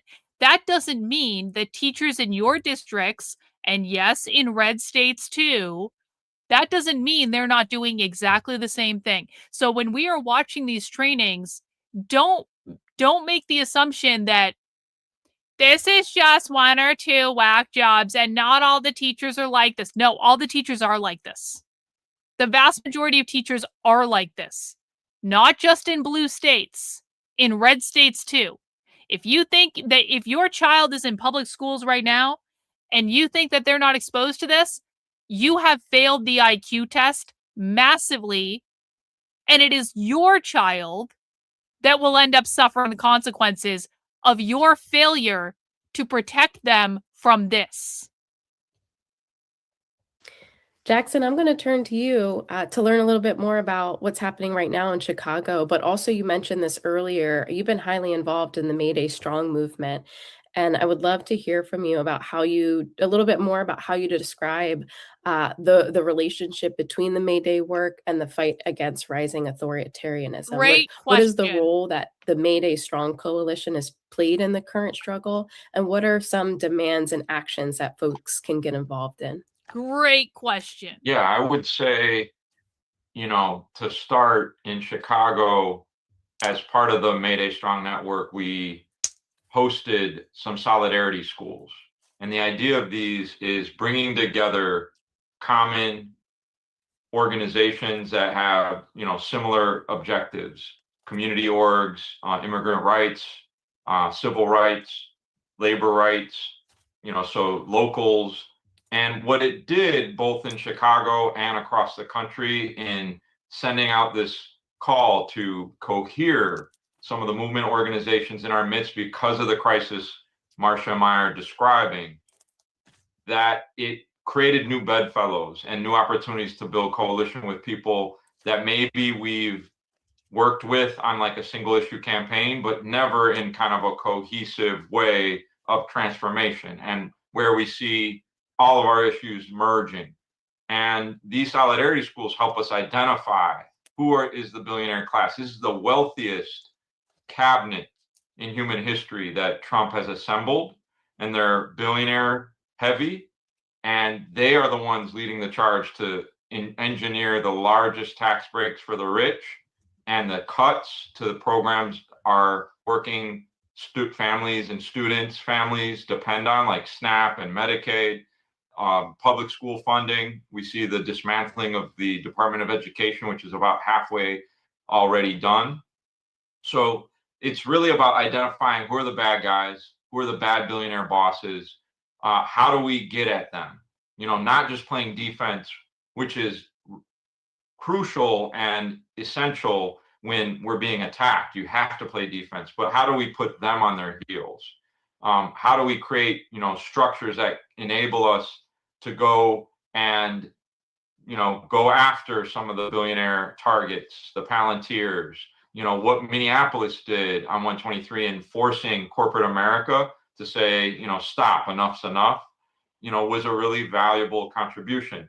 So this network, led to something a little different than No Kings this May Day. We saw 16 cities calling for no work, no schools, no shopping. There were 570 partner organizations from faith, community, and labor. We saw over 5,000 actions across the country that were disruptive, that talked about taxing the rich, no ICE, no war, expanding the democracy instead of dismantling it. And as a result, you saw airports being shut down in San Francisco and Oakland, disruption of Hilton for housing ICE agents, 21 school districts shutting down in North Carolina. We did a day of civic action and for the first time ever celebrated and understood the sacrifice workers made to get an 8-hour day in Chicago, where it started 140 years ago. Our Sunrise Movement siblings shut down the New York Stock Exchange. There was a die-in at XAI in Memphis. There were street blockages throughout DC. There was a nurse strike in New Orleans. There were strikes popping up everywhere in Loyola here in Chicago by grad students. There was a rent strike in Montana. So I know Marsha could talk about what they did in the bridge blockade. There was a fabulous march and rally in LA. So I think we're seeing people are getting more disobedient because the threats are so imminent. And they're trying to deny voter rights to Black and brown communities so they can steal the election. We should be clear about that. And nothing absent, shutting down the means of production, having economic disruption is going to be enough to stop the billionaires. As nothing short of economic disruption is going to be enough. Vice President of the Chicago Teachers Union, he is telling you that their intention is to shut down the economic system and seize the means of production. Voter rights to Black and brown communities so they can steal the election. We should be clear about that. And nothing absent, shutting down the means of production, having economic disruption is going to be enough to stop the billionaires as they're trying to dismantle all the things the civil rights movement fought. They want to hold the economy hostage, and they're going to try to do this in May of 2028. That is what the May Day 2028 mass general strike is about. May 1st, 2026 was just a practice run. It's what they call a structure test. May 1st, 2027 is going to be a practice run. It is going to be a structure test. They have already been organizing for probably for years, actually. They've been organizing for years leading up to the May 1st, 2028 mass general strike, in which their specific stated intent is to shut down the economy for an extended period of time. Accomplished.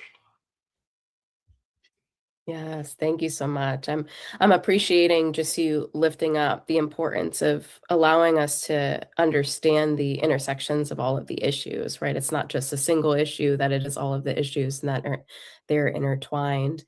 And Marsha, I'd like to turn back to you too, since Jackson mentioned the work that you all are doing, if you want to lift up some of the May Day Strong work that you all are also engaged in. I'm glad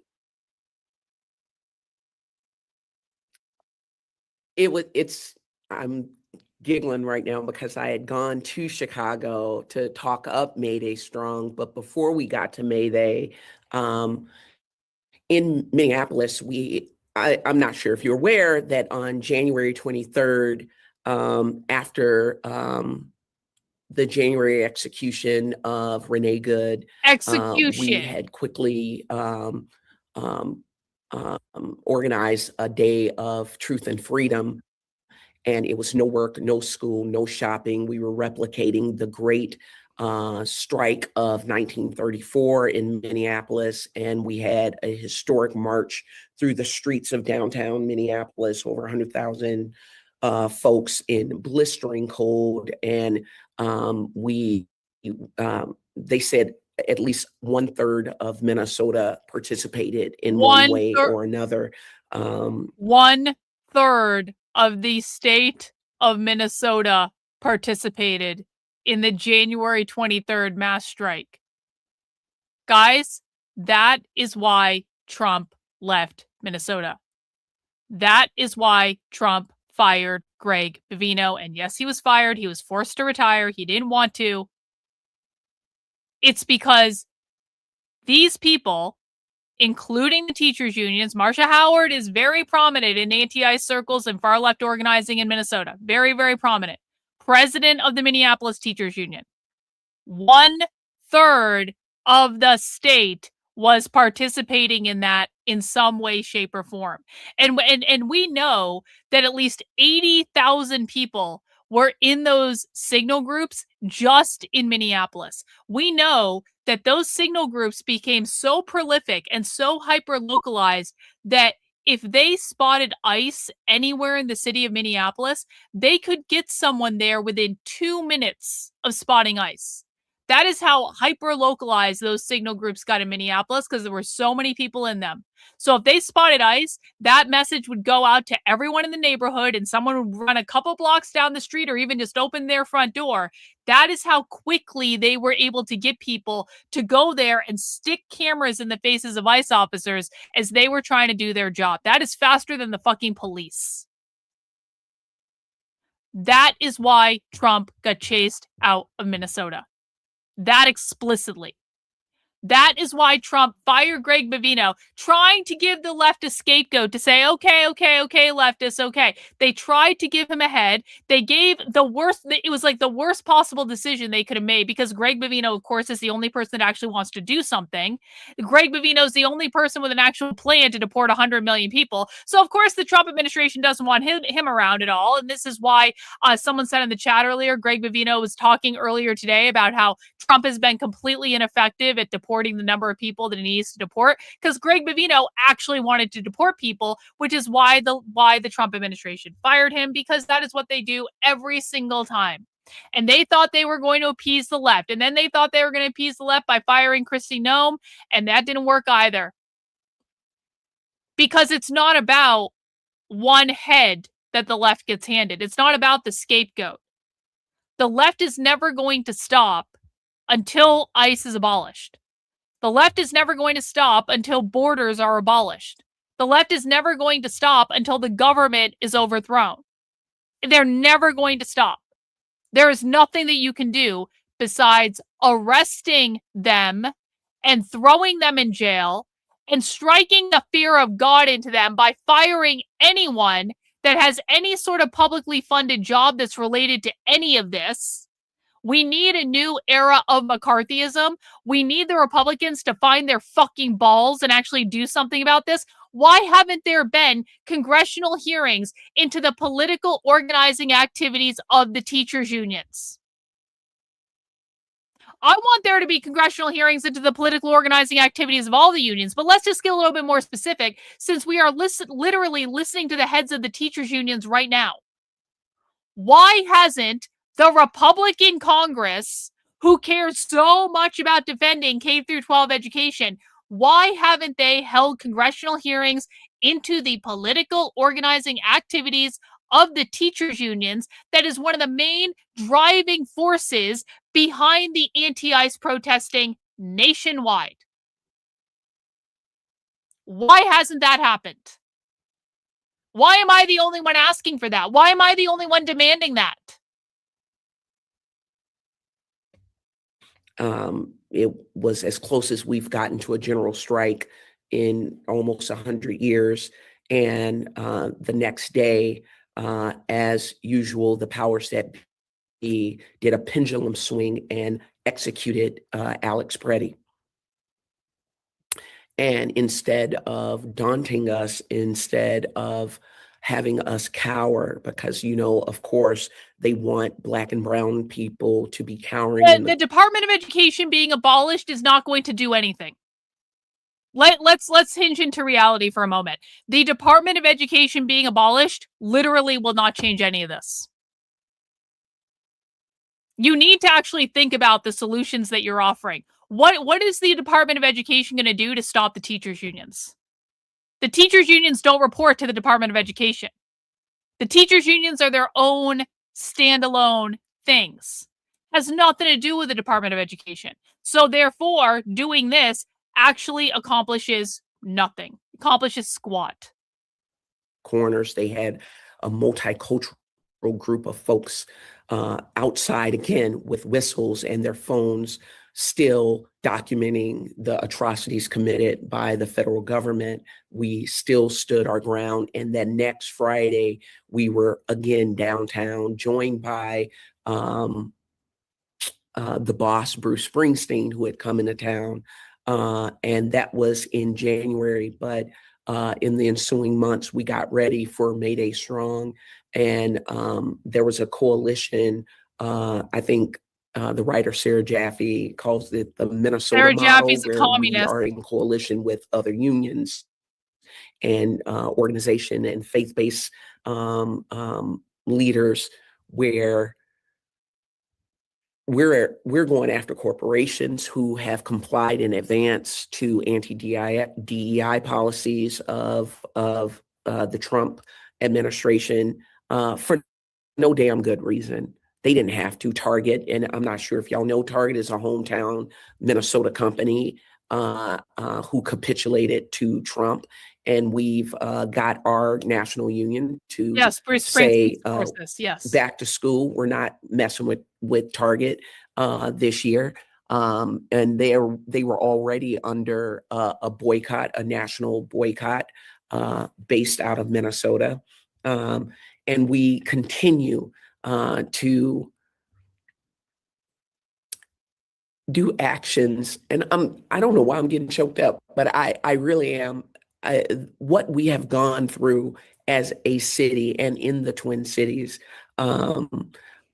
is really something I wouldn't wish on any other metropolitan area, because they're not gone, quiet as it's kept. They're still here. We're still having our neighbors disappeared. We are still having to do mutual aid. We're still having neighbors that are sheltering in place. ICE is still, they actually escalated to black bagging people, throwing black bags over people's heads and snatching them off the street, with the idea that if we can't tell if it's an adult or a child, elderly person or a student, a neighbor, or a thug, then we would be less apt to risk our lives defending them. And so learn from us, learn from how they act, because we are the proving ground. It used to be, will it play in Peoria? And I'm assuming right now it's like, does it go down in Minneapolis? And they will replicate these tactics in a town near you. So watch out, Denver, watch out, LA, watch out Connecticut, like watch out Louisiana, because they seem to be replicating these tactics. But we are still standing strong. We are, but we're hoping that if we share what we know, and they see that the vast majority of us are standing up, they can't get us all, y'all. They can't do it to us all.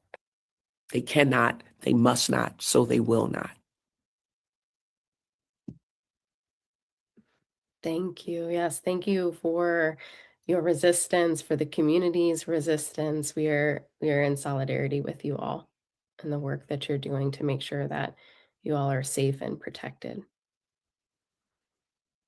And as I think about being in this virtual space with you all in places like LA and Chicago and Minneapolis, you all have been at the center of social justice unionism. And so, for folks who are listening in on this webinar, who are trying to figure out what to do, Little Miss just pops in out of nowhere to drop a $50 super chat, bro. Thank you so much. I really, really appreciate that. Much love, family. Here is my support story. This is a hard time money-wise, but I got, Little Miss. That's super, super generous, bro. I got enough to make sure I can support you, Karlyn. And by the way, the skinny you is more beautiful. Thank you. What a gentleman. What a gentleman. I so appreciate that. Thank you so much for the support. You guys rock. Appreciate you. Appreciate your daughters. Thank you for dropping by. What a fucking dub. What a fucking dub. They have no idea what they're asking for. There is way more of us than them. If they want communism, why don't they move out of the country? So you are one of those retards that listens to too much conservative media. You're literally the person I've been talking about this entire stream. Do you want to know why? If you idiots ever actually listen to the left, you would hear them say that they believe that communism needs to be global. They believe the United States needs to follow communism in order for it to happen everywhere. They do not believe that communist countries can exist among capitalist countries. Therefore, them moving to a communist country makes no fucking sense. Their goal is to abolish all borders. If you understood bare minimum about the left and had done basic fucking research into what you were talking about, you would understand this. You haven't because you listen to conservative retard media that lies to you. Guys, let's just do a time check. We are about halfway through this presentation, and we still have, what is that? 43 more gifted channel memberships to meet our goal for today. Guys, if we can get to that 100 gifted channel membership, that would really make me happy. We need to have goals for a reason, and I'm going to incentivize it a little bit. Because when you become a channel member or when you gift channel memberships out to the community, you give more people access to Spy Stream. Spy Stream is when we go inside a live leftist organizing call. It's exactly like this, except we watch it literally live in real time. We go into their private organizing spaces and we listen to what they are talking about as it is happening. You have to be a supporter to get access to Spy Stream because that is just the easiest way to do it and is the the least fraught with error. So being a supporter means being a supporter on my Substack, being a supporter on my YouTube channel, being a supporter on my Twitter, Locals, or Patreon, whichever works best for you. Or it means being very lucky and very blessed enough to be gifted channel memberships by amazing supporters like Little Miss. W's to you, good sir. Thank you so much for those 10 gifted channel memberships. You rock. Really, really appreciate it. Guys, we are now 2/3 of the way to our goal. I know we can get there. And what I'm going to tell you is that there are 3 Spy Streams coming up this week. So we want to bring as many people into the community as possible today and hopefully tomorrow and the next day and the next, because we have a Spy Stream tomorrow. We have a Spy Stream on Wednesday and we have a Spy Stream on Thursday. So the channel membership goals become much more important that we meet them because we want as many people to have access to this content as possible. It is much better for us to do them as supporter streams because it just it cuts down on the amount of nonsense we have to deal with, like with the left finding out I'm streaming them on YouTube and stuff like that. And then they get pissed off and then they cancel their training, or like it creates all sorts of havoc and stuff like that. So if we can lock them down and have them be supporter only streams, it really does help a lot. And so the way we make this possible is the gifting of the channel memberships really does help to bring more people into the community. It gives people more access to Spy Stream. And again, we've got 3 of them this week. So I promise you it's going to be worth the price of admission at least once this week because we're going inside 3 live leftist calls over the next several days. So if you guys can help me get to that 100 channel membership goal, I will stop haranguing you and cajoling you and all of this stuff when that happens. But if you can help me get there, that'd be really great. We have about half an hour more to meet that goal in the presentation. It'll probably take longer for us to work our way through it. But that would be rad if we can meet that goal. And that way more people will have access to Spy Stream tomorrow. especially if they might be in unions who are struggling with social justice unionism, or people that might be isolated, may not have support from their unions to fight back. What advice do you have for those folks who are trying to move their unions to social justice, but maybe struggling to do so because of the barriers that are put into place? Maya, if it's okay, I might start with you. What advice might you have? Yeah, thank you so much. I actually want to respond to something Marcia brought up about Minneapolis and just the importance of being able to learn from people in other cities. And I think when you see some of the, viral footage, it's really easy to get overwhelmed to the point of feeling numb and feeling like there's nothing that I can do, right? Like there's absolutely nothing. So as an English teacher, I will just recommend that I think everyone should read Parable of the Sower. And in that novel, the main character, people think that Lauren, they think she's crazy because she keeps prepping for a really dangerous and frightening future. And a lot of people are like, there's nothing you can do, right? And that novel teaches us that actually what's most important and the reason she not only survives, but becomes a leader and continues to grow and evolve and develop community is because she creates a plan. So I do want to encourage folks that when you hear from Marcia, hear from Jackson, see what unions are doing, not thinking so much as, and I feel it too, especially when Chicago is going out for May Day. Like we feel that sense of like, oh, I wish my union could, do that, or I wish I had a union that was XYZ, but really thinking and learning and asking the questions of how did you do that? How could I do that? Asking, and then most importantly, asking your coworkers, asking your neighbors, how could we do that? So I will say, the antidote to isolation is people. So you got to find your people. And I will recommend, I just finished Ellen David Friedman's recent book, Keep Going, which I think is a phenomenal introductory guide to organizing your work site through the lens of relationships. So much of that can be taken into the neighborhood as well. And then also understanding that ultimately a union is nothing more than workers coming together. So, pardon my bullshit, I'm off the clock, but you got to cut through the bullshit and realize that when you stand up for your dignity as a worker, you are the union, right? Like Haymarket Square, they were not on social media posting Facebook graphics. It was about workers standing up for themselves and each other. And that spirit of unionism can exist in any work site, in any, place where there are people who are doing any kind of labor. So sometimes, I'm very fortunate to come from a long line of educators and union members, but my dad will text me if I complain too much about my union, and he'll just say just one line, I have it saved in my phone, you are the union, which in my family also means shut up and do something. Right? So stop wishing and thinking and dreaming and get to work because that's how we raised you. Yes, that is a word. Love that. Thank you. Jackson, may I turn to you next? What advice might you have? Yeah, I think it's like, nothing has transformed society without organizing. And to Maya's point, when you look at 1886 and you had all these strikes and you had police terror and you had military occupations, sound familiar? You had innocent people using their First Amendment rights getting gunned down in the streets or executed by, a clown court.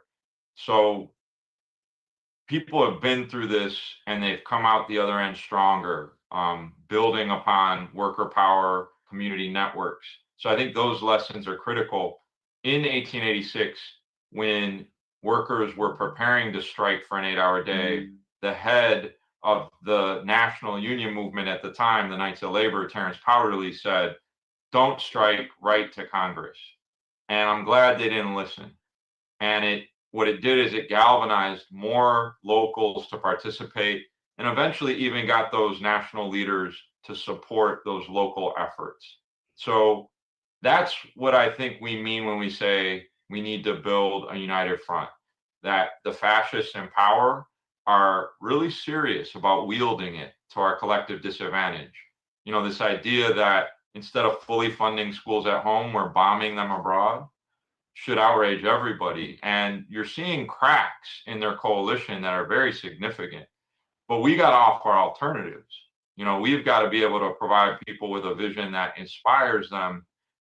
It's not just bringing down price of gasoline, but it's, can we get childcare for all because people can't pay for this critical need? Can we make sure they have Medicare for all so that they don't have to break the bank every time they get sick? Can we guarantee higher education is a right, not a privilege? Hang on. We're going to go back and listen to Jackson Potter in a moment. But I just want to demonstrate something.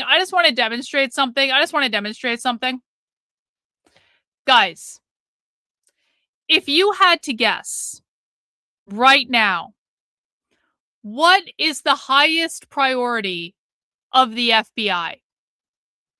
One in the chat, if you think the highest priority of the FBI is to arrest Antifa and the far left militants that are fucking up our entire society. 2 in the chat, if you think the highest priority of the FBI is Candace Owens. When I say we know more about the far left than the White House, I'm being 100% serious. 1 in the chat, if you think the highest priority of the FBI is arresting Antifa. 2 in the chat if you think the highest priority of the FBI is Candace Owens. I'm going to show you exactly what the highest priority of the FBI is. Candace Owens tweeted earlier today, via FOIA, we formally requested Kash Patel's travel itinerary for 3 days leading up to Charlie Kirk's assassination, and we just heard back and we're told the burden of the request is too great. How is this even remotely illegal? The FBI's rapid response Twitter account, gray check, meaning this is an official government account, has made it a priority to respond to Candace Owens, saying, "Dear Candace, please show us the document sent to you acknowledging your FOIA request where we said the burden of the request is too great. Your show, just like the fake news media, will be called out when you lie. We hope this helps." And in it, they attached a letter that basically does lay out that they believe the burden of the request is too great. Because if you actually read the letter, Candace is actually correct about her interpretation. She just didn't put the whole fucking letter. But they're saying she's lying. And I'm going to be quite frank. I don't actually give a fuck. Because I don't think the FBI should be responding to a fucking podcaster. Because I think the FBI should be doing things like, I don't know, actually researching the far left and arresting these people that are trying to overthrow the government. That's just my priority. Maybe most people really do think that the FBI responding to Candace Owens is more important than actually arresting Antifa. Maybe most people do think that. I don't. And this is a hill I'm willing to die on. And this just demonstrates what I said earlier, that I am fairly certain that we know more about what the far left is doing in America than the FBI does. So, you're welcome. We're going to back up and listen to Jackson Potter a little bit because he is the vice president of the Chicago Teachers Union. And so what he's saying is actually important. The FBI is not going to listen to him, but we will. We will.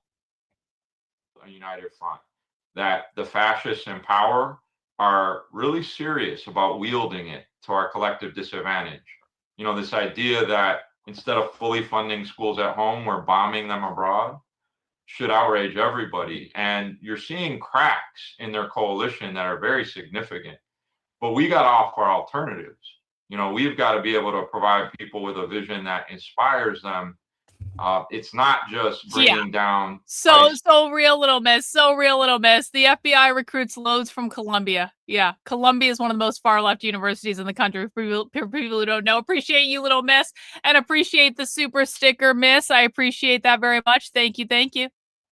of gasoline, but it's, can we get childcare for all because people can't pay for this critical need? Can we make sure they have Medicare for all so that they don't have to break the bank every time they get sick? Can we guarantee higher education is a right, not a privilege?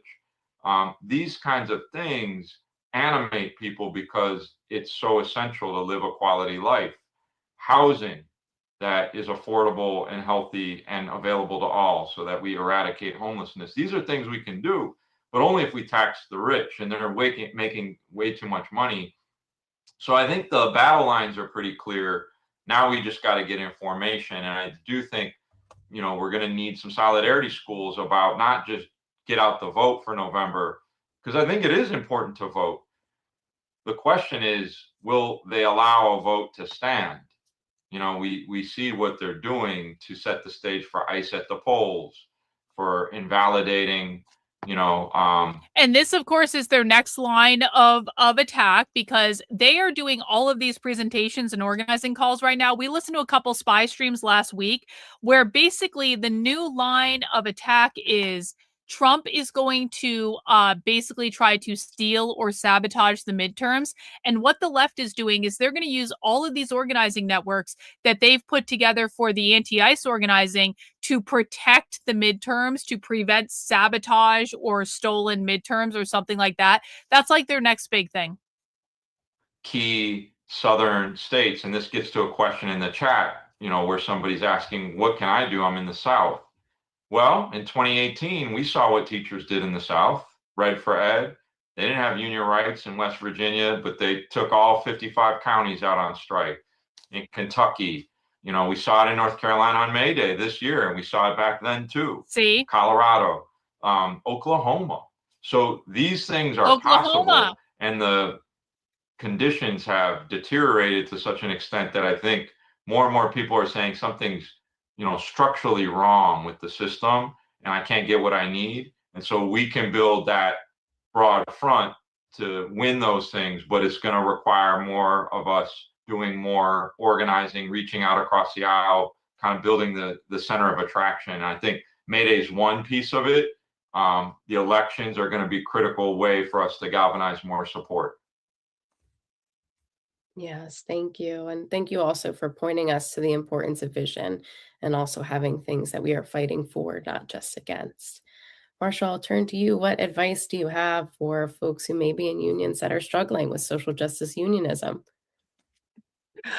I don't know if this actually is going to help, because I think about all the things that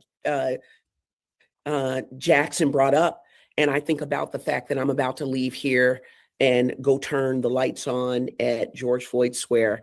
I have been fighting for Black liberation at GFS for 7 years, come 5/25.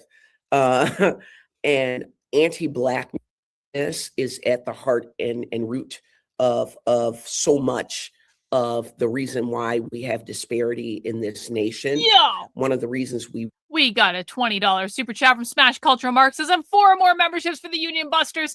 Busting their unions is the only option. I totally agree, bro. Thank you so much for the donation. I will count that as channel memberships. Guys, if you are watching on the YouTube app and you really want to donate channel memberships, but your YouTube app is not allowing you to do so because there's a bug in it, for some reason you can't always donate channel memberships on the YouTube app, please feel free to send in a super chat. Tell me you want them dedicated to channel memberships, and I will do that as our kind of like workaround for the buggy YouTube app, which is not my fault, but we try to do what we can. And I do appreciate that people want to give on the app and have the membership goal be supported, which is awesome. We now need 29 more channel memberships to meet the goal.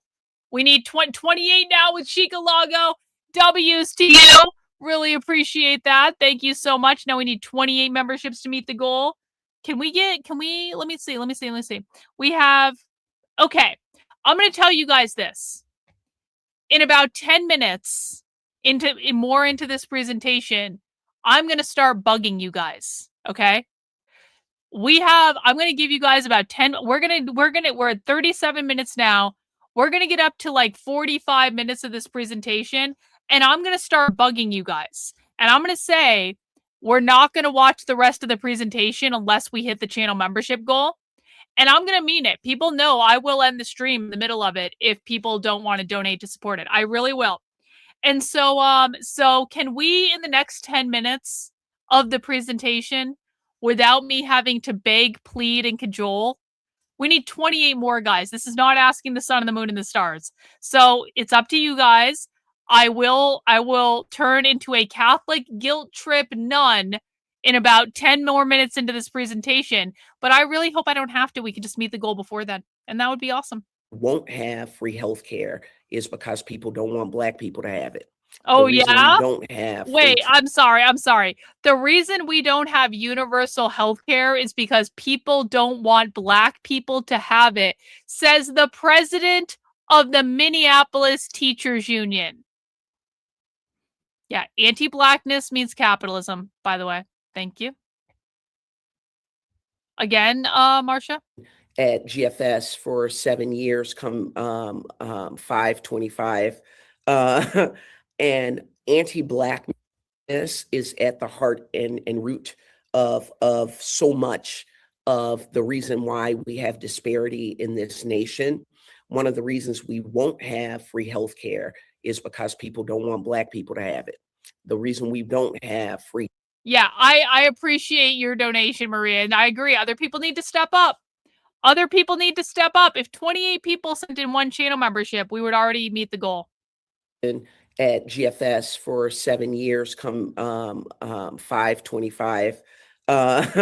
And anti-Blackness is at the heart and root of so much capitalism. Of the reason why we have disparity in this nation. One of the reasons we won't have free health care is because people don't want Black people to have it. The reason we don't have free public transit because they don't want Negroes to have it. The reason we don't have things is because people would rather go without if they thought me and mine would have it. And until people are honest about that, they don't want it if they thought me and mine would have it too.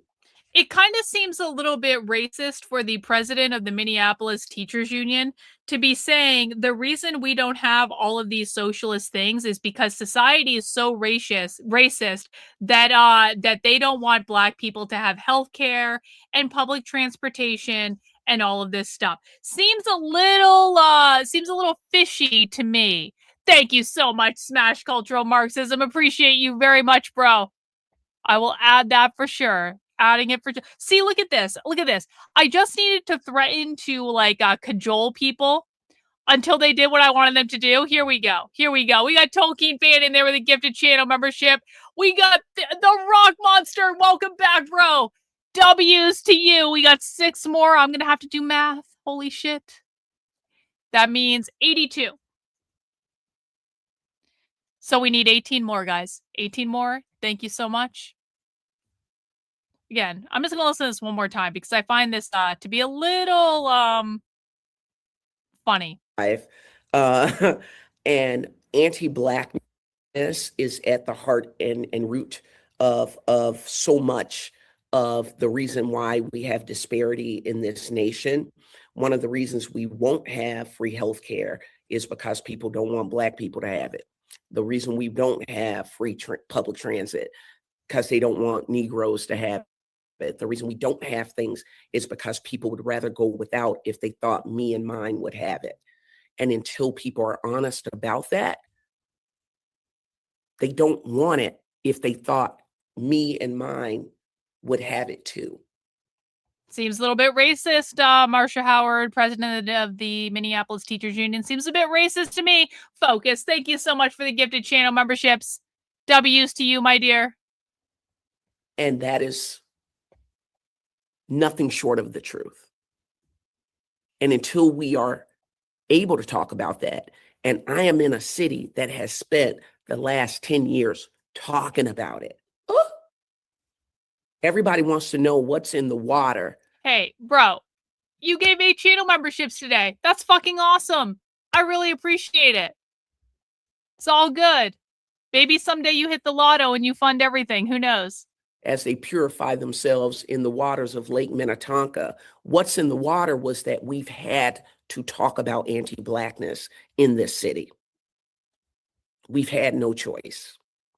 And we've had to talk about it in a way that has dredged up uncomfortable truths. And you can't run away from it because we're just like three raccoons in a trench coat pretending to be a large metropolitan city. We're just small enough that we can't escape each other. So how your conversations about anti-Indigenous and anti-Blackness Yo, dude, W's. Thank works you. where you Appreciate are. it, bro. Because I'm standing on stolen, Reagan. unceded Dakota land, fighting for exploited and Black lives. She can right? go. W's. Thank you. Exploited lives and Black lives. Until you can say that in your union halls and on the street,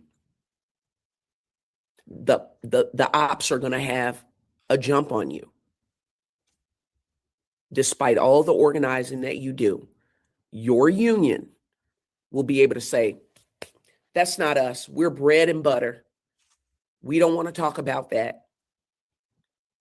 And they will be able to use that to be a wedge in your union, in your neighborhood, at the work site, on the shop floor. Until y'all do right by me, ain't nothing good gonna come. And in Minneapolis, we have a reckoning as a city that started with Philando. And there's this grand arc through the uprising. We burned down an entire police precinct and did not rebuild it. I have taken 6 city streets and have not returned it. We don't say no justice, no peace. We say no justice, no streets. President of the Minneapolis Teachers Union just said, we burned down a police precinct and did not rebuild it. And I took several blocks and haven't returned it. This woman is literally in control of several city blocks in downtown Minneapolis that is George Floyd Square, because she's been involved in all this stuff in the beginning. And she is the one leading the teachers union in Minneapolis. And then you wonder why we're seeing so much of this shit come out of Minneapolis. This is the reason. Why hasn't Marcia Howard been arrested? Because the Trump administration keeps lying about they're going after the funders. They're never going to get the funders. The left is funded by mutual aid. It's not Soros. It's not the CCP. It's not NGOs. It's not any of that bullshit. The left is funded by mutual aid. Trump needs to go after the organizers. He needs to arrest people like Marcia Howard, who is confessing on video multiple times. This is not the first time we've seen Marcia Howard on video confessing to basically trying to overthrow the government and utilizing the teachers unions to do it. This is at least the dozenth time we've seen her on video saying stuff like this. He needs to arrest her. Trump needs to arrest Marcia Howard and throw her ass in jail. He needs to arrest Jackson Potter, the vice president of the Chicago Teachers Union, who has been intimately involved in all of this from the very beginning, and who we literally have on video saying he wants to overthrow the government, guys. We have him on video saying that from an organizing call we recorded probably a year ago now. Why are these people allowed to say this stuff in public and not be arrested? They are telling you what they are doing, and the Trump administration is not doing anything about it, and that is the problem. They're lying about the funding over and over and over again. They don't know where the funding is coming from, and they can't stop it if they did, because it is mutual aid. It is small cash donations. It's donations of goods and services and blah, blah, blah, blah, blah. It's donated from the community. It is not coming from some secret billionaire somewhere. That is such garbage. What Trump needs to do is arrest the organizers and throw their asses in jail because they tell you what they are doing all the time. In your union, in your neighborhood, at the work site, on the shop floor. Until y'all do right by me, ain't nothing good gonna come. And in Minneapolis, we have a reckoning as a city that started with Philando. And there's this grand arc through the uprising. We burned down an entire police precinct and did not rebuild it. I have taken 6 city streets and have not returned it. We don't say no justice, no peace. We say no justice, no streets. And I dare them to arrest me. I dare them to arrest me. I dare them to arrest me. Why isn't Trump calling this woman's bluff? W's to you in the chat, little miss. Really appreciate you, bro. You're like some big support today. You're the fucking best, man. You are the best. We got Great Otis in there with 5 channel memberships. W's to you, good sir. We got Dragon Tail in there. Of course, I will use this for memberships. The right is winning because the White House had a UFC fight with jets and fireworks and stuff. Trans and woke and DEI are all dead. Israel is totally not going to bomb Iran again. Peace is here forever. Yeah. And we're definitely not giving $300 billion to Iran either. For real. Thank you so much, Dragon Tail. Really appreciate you, bro. All right, guys, we have hit the channel membership goal. Thank you for all your support. Appreciate and love all of you. Thank you for being the best community on the internet that allows me to stay independently funded. Let's just listen to the president of the Minneapolis Teachers Union say this again and then dare Trump to arrest her. Well, we know that Trump is not going to do anything about it. Let's just listen to this one more time. With Philando, and there's this grand arc through the uprising. We burned down an entire police precinct and did not rebuild it. I have taken 6 city streets and have not returned it. We don't say no justice, no peace. We say no justice, no streets. And I dare them to arrest me. You're going to have to figure out why you need to stand while you're standing there. She is literally saying, I did everything I could to dare them to arrest me, and they didn't do it. So if they didn't arrest me, they're not going to arrest you. It's time to stand up for what you believe in and resist and do all of the things that you think they're going to arrest you for, because I dared them to arrest me and they didn't do shit. And this is why the left is winning. This is why the left is winning and the right is losing. Because the left is doing whatever they want to do. They are burning down, they are utilizing the teachers unions, the people who teach your kids in K through 12 schools to do far left organizing.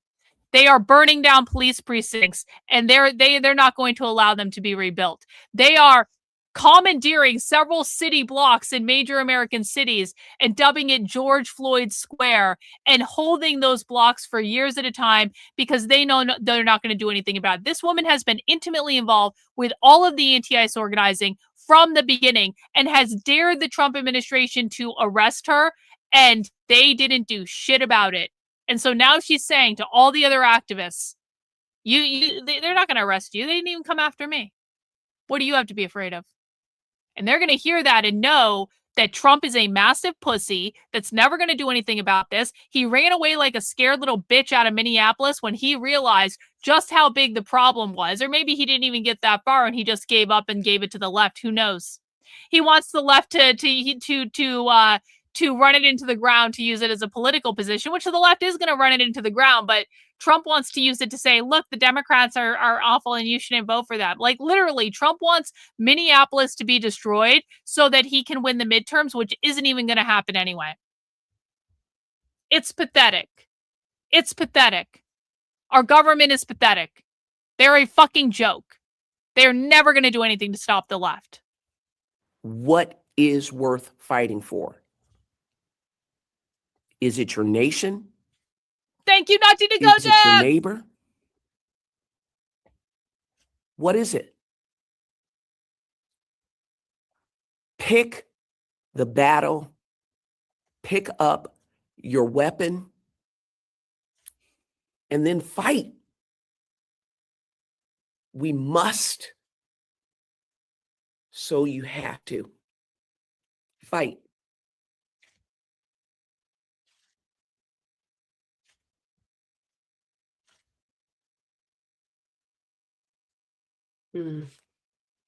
Thank you. Wow. I'm just sitting with the power and the gravity of that and the importance, combating anti-Blackness, anti-indigeneity, asking the hard questions, That means the capitalism. necessary questions, and then taking action. One thing that you all have mentioned is the importance of coalition building and all of the individuals, the groups, the organizations that you've been working with. So are there other locals? Are there grassroots efforts? Are there other educators that you're inspired by that you just want to lift up as part of this conversation? Other people that we can also Yo, learn from, other so groups? so true. So true. So true. Trump's promises are like Charlie Brown and Lucy with the football. That is exactly right. That is a perfect and beautiful analogy. That we can also learn from. Jackson, if I may, I'll start with you. So kind of how do we build bigger, broader, bolder coalitions here? Is that kind of the gist of it? Yeah, yeah. And if there are any examples of other unions or grassroots efforts that are really inspiring you right now. Yeah. I mean, I will say that I've seen really interesting formations that are being experimented with. So when Baltimore Teachers Union did their Solidarity School, they had NAACP branches bringing their membership. They had Indivisible. It was just such a motley array across the spectrum, from liberal to traditional to radical.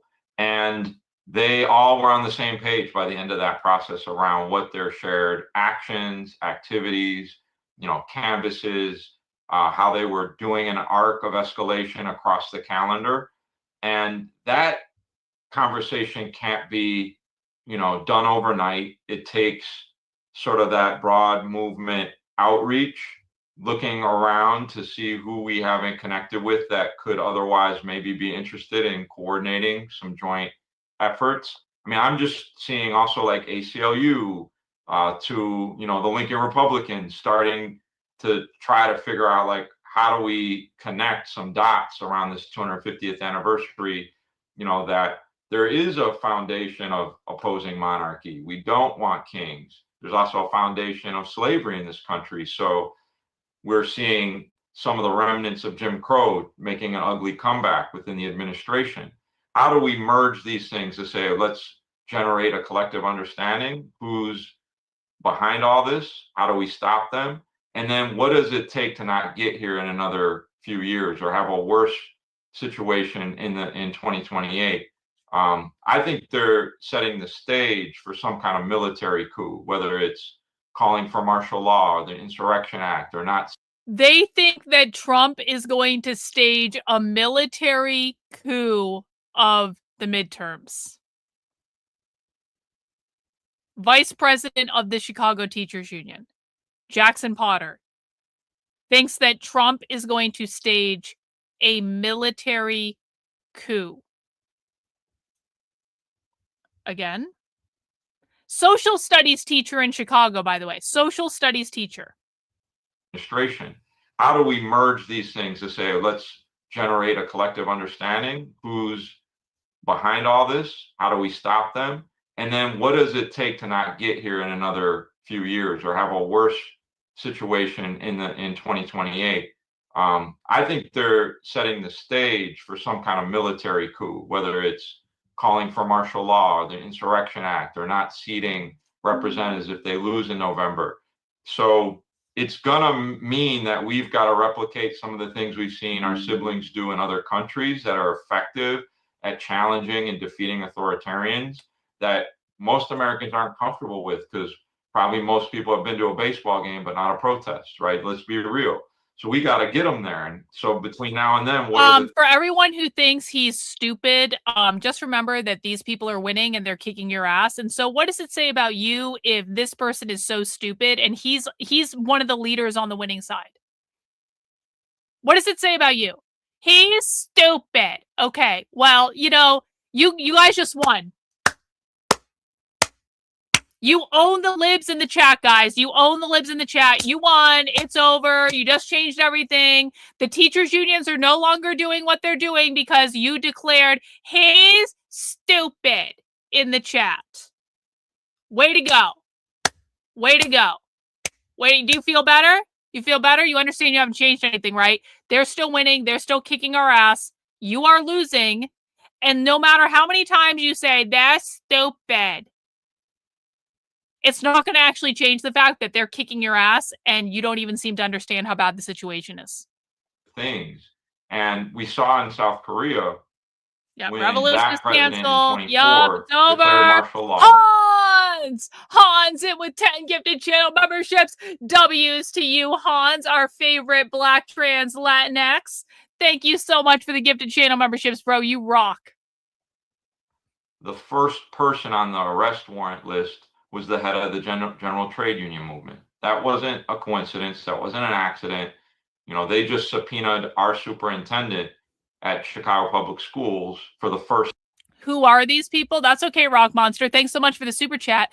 This is an organization called Rethinking Schools. They are a socialist teaching organization that teaches teachers, thousands of them all over the country, how to integrate socialist and leftist indoctrination into the classroom. So this is Ciara. She is the head of Rethinking Schools. This is Marcia Howard. She's the head of the Minneapolis Teachers Union. This is Jackson Potter. He is the vice president of the Chicago Teachers Union. This is a woman who is involved in the Los Angeles Teachers Union and was involved in all of the protests that happened there a year ago. And this is a sign language interpreter. These are the people teaching your kids in public schools right now. Appreciate the super chat. Thanks so much. Time, MAGA, the Workforce and Education Committee, to try and run her down so they could close us down. Like, that's a sequence. What the general trade union movement did in South Korea in response to that edict is they went on a general strike and they shut shit down.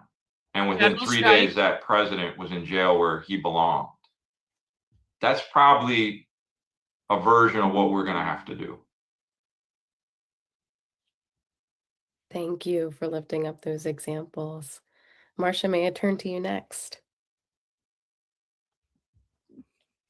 I think we've seen examples of resistance, like in Minnesota, the rural areas where they have a high population of immigrant workers that work at factories, where I honestly believe that the right wing thought that these country white folks was just going to let them snatch their neighbors away, and and that did not happen. You got these Lutherans. I don't know if y'all know what Lutherans are, but you had church ladies bucking up and protecting their neighbors. You had unions, like small unions of like unified districts, standing up and making sure that their neighbors were hidden in basements and making sure that they were sheltering in place safely. You had the unions were actively hiding the illegals to obfuscate ICE and prevent ICE from deporting the illegals. Guys, I don't know how much more blunt and overt the teachers' unions can be about what's going on. They are saying the unions are literally hiding people in their fucking basements to prevent them from being deported. How is this not illegal? Why isn't Marcia Howard being arrested right now for trying to impede the operations of a federal fucking agency? Again, Marcia? You had unions, like small unions of like unified districts, standing up and making sure that their neighbors were hidden in basements and making sure that they were sheltering in place safely. She is talking explicitly about the teachers' unions, and I want to make this clear. Why are there not congressional hearings into the political organizing activities of the teachers' unions when we have on video the president of the Minneapolis Teachers Union saying that the teachers' unions in Minneapolis are literally hiding people in their basement to prevent them from being deported to impede the operations of a federal agency? And it's just so clear what's going on. Why are the Republicans doing nothing about this? Why isn't Trump doing anything about this? It's on video. Why are we the only people watching this? Not happen. You got these Lutherans. I don't know if y'all know what Lutherans are, but you had church ladies bucking up and protecting their neighbors. You had unions, like small unions of like unified districts, standing up and making sure that their neighbors were hidden in basements and making sure that they were sheltering in place safely. You had churches becoming sanctuaries like it was in the Hunchback of Notre Dame movie. You know, I have been so proud. Churches too. I'm literally wearing a Minnesota State like adamantium shield because I am so proud of how people have stood up for their neighbors. And you don't know what people can do for you by what they did to you, because what they did to us has done so much for us. And so stepping into your own power, awakening to the efficacy of a mobilized and organized populace is something that I don't think that they have calculated for. I don't think this is in their ledger. I really don't. I don't know who the hell they think we are.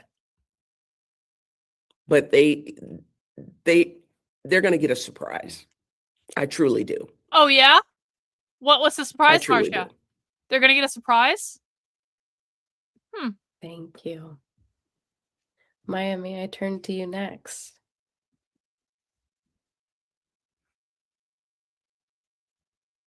Sure, but I tried to unmute Marcia to get some more of that wisdom. Sorry. Yeah, I will say that I think, I'm going to kind of tie this together with the question in the chat, the one about rural organizers, and then there was a question about the South. And I will say that I grew up in rural Montana, so that sensibility has come with me all the way. Little Miss being a big supporter today. Thank you so much, Little Miss. You rock, bro. Karlyn, you would be amazed at the human trafficking happening in just here in Nebraska. Several of the bus drivers I know have witnessed this too. What the fuck are these agencies? That is a whole other ball of worms, Little Miss. That is a whole other ball. That's crazy. Doesn't surprise me based on everything I've heard, but that is crazy, bro. Thank you so much for the super chat. Really appreciate you. Los Angeles. And I think it really impacts and influences how I organize, because in rural Montana, you are first and foremost not going to get along with everybody. You got a lot of weirdos out there.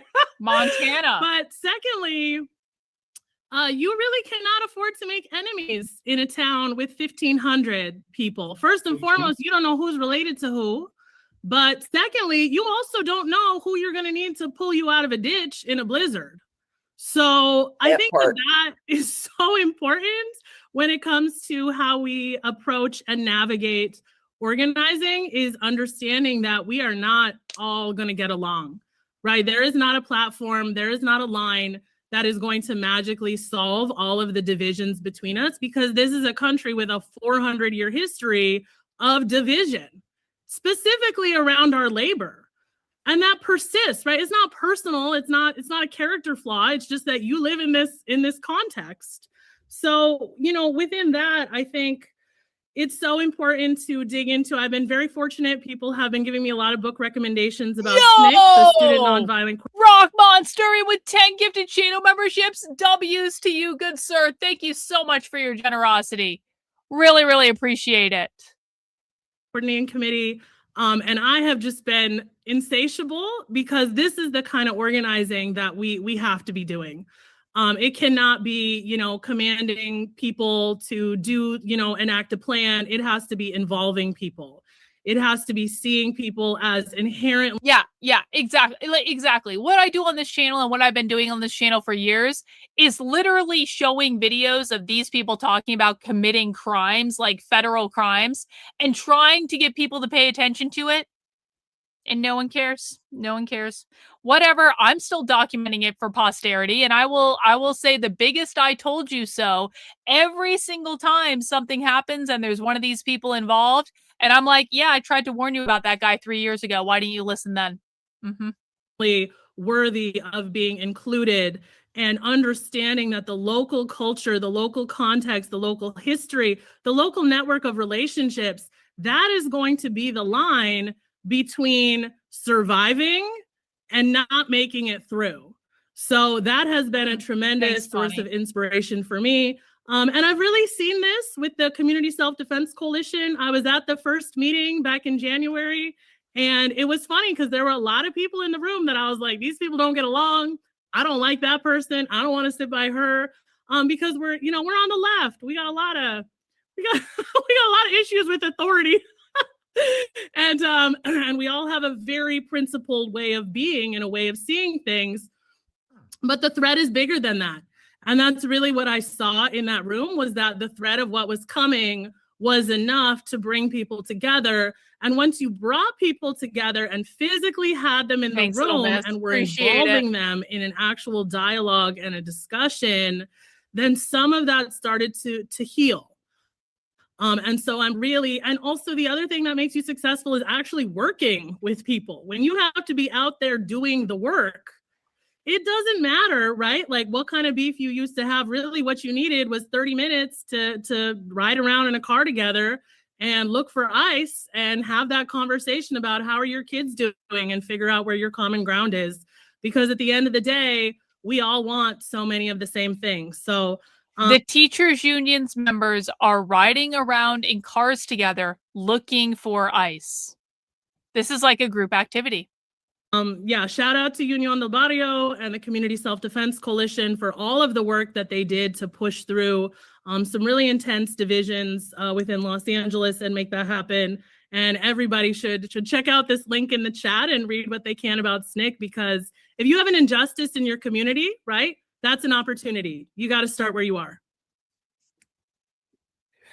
Maya, can I piggyback on something you just said? Because I'm going to bake all y'all bread real quick. Oh, say especially it, when I'm at GFS and I talk to young leftists, and they call me a boomer, even though I'm Gen Z. We're on 38th Street. And I deal with folks who have, had a boundary, and they say they don't mess with folks who are diametrically opposed to their viewpoints. They say, I don't talk to fascists, I don't talk to people who are, don't align with my values. And then I say, hey, I'm a retired Marine. So I'm going to put it to you like this. Oh, yeah. In this world beyond the world that we live in, do you plan on killing them? And then they say, whoa, Marsha, what you talking about? I mean, do you plan on killing them? Because if they're going to live in our world,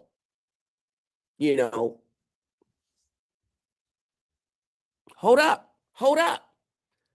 Because don't tell me who you don't mess with if you really about to go to Thanksgiving dinner and sit down with that same uncle you talking about right now. When the fascists come knocking at the door, we're going to have to leave 38th Street and maybe go down to 57th and grab that uncle that you got beef with and bring him. He might not get all the way to 38th Street. You might get him the 42nd. Y'all might be aligned on something all the way to 42nd Street. He might not be on 38th with us. We might be able to get Karen, your Aunt Karen, all the way to 50th. She might still be your neighbor, though. She can come along. Because we have had people who have given money and time and effort and wore a whistle and used their minivan to tote little brown children to and from school. And I don't know how they voted, but they knew this shit wasn't right. They might not be on 38th. And y'all can use whatever metaphoric 38th you thinking about.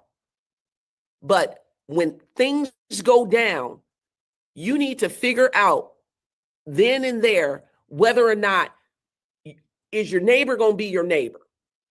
Now, when I use the we all in the same boat metaphor, I'm not saying while we still rowing and we all going the same way, not the person that's drilling a hole in the boat. That's not who I'm talking about. We might have to throw them in a dinghy and just, you know what I mean? I ain't going to have nobody drill a hole in the boat. We're drilling the fucking hole. But for the most part, not everybody's going to be at 38th Street. Not everybody's going to have your values. Not everybody's going to be perfectly aligned. But if they are your neighbor, if they're going to be in the nation that you see beyond the nation that we live in, because if you think I've been at 38th in Chicago trying to get back to 2025, you must be out your damn mind. I'm not. I'm looking for the world beyond the world that we live in right now. And I'm hoping that most of us can come with me. Yeah. Frank says, I have tried to get so many people I know to watch your channel. They don't believe anything I tell them about these groups. The struggle is real. Do you know why they don't believe anything you tell them about these groups, Frank? Because conservative media has brainwashed them to think that none of this is happening. Leftist media has brainwashed them, and conservative media has brainwashed them too. So we will reach the people we can reach, bro. That's all we can do. All we can do is reach the people who are willing to listen. If the people are not willing to listen, ain't nothing we can do. But I appreciate you trying. Who's coming?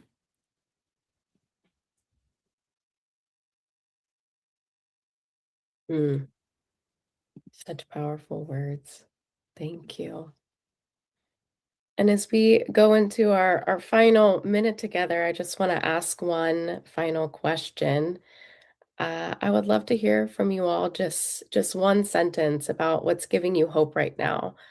I know it's really difficult to feel hope, but thinking about Miriam Kaba and hope as a discipline and how it's something that we have to practice and lift up the hope and hold on to something Thank more you, little miss. powerful, Thank you. something more beautiful, something greater, Appreciate something it, that bro. we're working towards in our vision.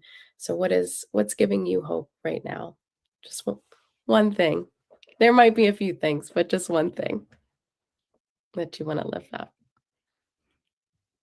I mean, I'll just say, like, our members, educators generally, students and families, they really are connected to Maya's point around the real deep connections between school communities and the broader community. We need to use that to really lift up our collective voices, and there's never something that can defeat us when we do that.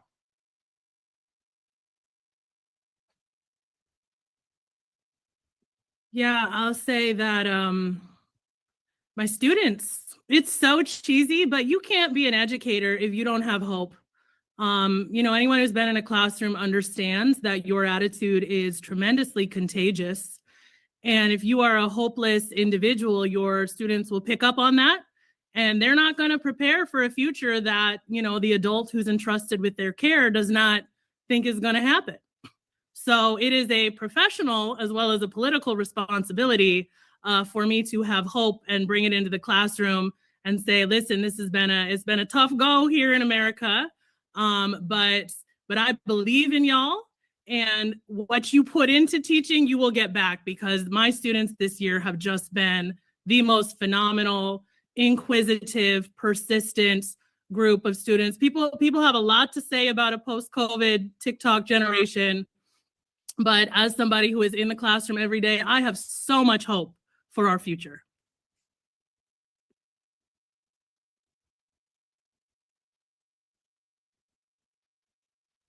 While there's breath, there's hope. Plain and simple. I love that.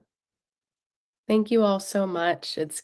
This conversation gives me hope. Learning from you all gives me hope. Thinking about social justice unionism, thinking about That's basically it, guys. That's basically it. You just sat through a call with with a bunch of different teachers unions that took place about a month ago with Rethinking Schools, socialist organization pushing far left indoctrination in schools. We heard from the president of the Minneapolis Teachers Union, the vice president of the Chicago Teachers Union, a member of the Los Angeles Teachers Union, all talking about how they are using the unions to engage in anti-ICE organizing, and they have been literally since January 2025, talking about impeding the operations of ICE on several different levels, talking about trying to shut down the economy. Let me ask you guys this. One in the chat, if you learned something new that you didn't know before today's stream. Two in the chat, if you knew all that already. One in the chat, if you learned something new on today's stream that you didn't know before. Two in the chat, if you knew all that stuff already. Let me see. You can see the answers on the screen. I'm not doing this. Yeah, Little Miss knew all that already. I bet you did, bro. Bet you did.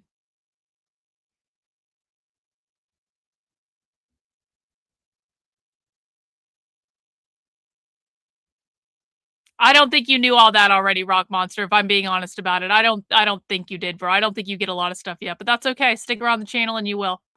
Stick around the channel and you certainly will. Cool. Whole bunch of ones in today's chat. Really appreciate that, guys. I'm going to be making some clips of this. I have a bunch of clips I need to make, actually. I'm going to be making some clips of this. Hopefully you guys will help me share them on Twitter. That would be awesome, because Twitter is the only way we can actually get the attention of Republicans, because it's all they care about. We will be doing a movie night tonight in the supporter Discord. If you just got gifted one of 122 new channel memberships, how fucking cool is that? If you just got one of those 122 new channel memberships, what I'm going to need you to do is to go over to my YouTube channel homepage, go to the post tab, and when you are a channel member, at the very top of the post tab, the first post you will see will be an invitation to the supporter Discord. I sent it out last night. We are doing movie night in about an hour, hosted by the illustrious Mac B. By the way, if you're a member on the Substack, you can go into the chat and find the same stuff. Mac B is going to be doing the greatest story ever told in several parts. So if you're into Jesus, this is your time to shine. If you want to go watch a Bible story in the supporter Discord at 9 p.m. Eastern time, one of the greatest Bible stories ever told, this is your time to shine. All right, I don't want anyone hearing complaining that I'm not that I'm anti-Christian or anything like that. MacB is literally showing the greatest story ever told in the supporter Discord tonight at 9 p.m. So don't we should invite Amalek. We totally should. So you can find that there. We will also be doing spy streams tomorrow, the next day, and the day after that. If you are new to the channel, and again, you just got your membership, you can always find the spy stream link in exactly the same place, because that's where I posted out. If you're a member on Substack, Locals, Patreon, or Twitter, you can find all of the information there, which I really appreciate all the support, guys. Thank you to everyone who sent in super chats. Thank you to everyone who did channel memberships. If there is protest coverage going on tonight, I might do it. It does look like BG on the Scene is there. It does look like Status Quo News is there. We're talking about outside of the New Jersey ICE facility. So I'm just going to keep an eye on that. I'm going to see how it shapes up. If stuff happens with protest coverage, I might do it. Or I might just do other work. I might do that too. But I appreciate all you guys minimally. I will see you tomorrow at 5 p.m. Eastern time. If I don't see you again tonight, take care, guys. We'll see you soon.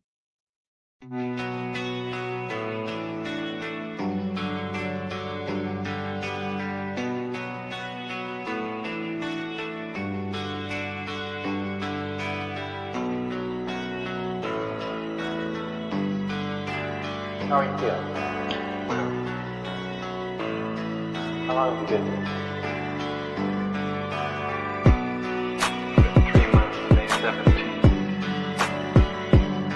And what brought you? That's difficult to answer.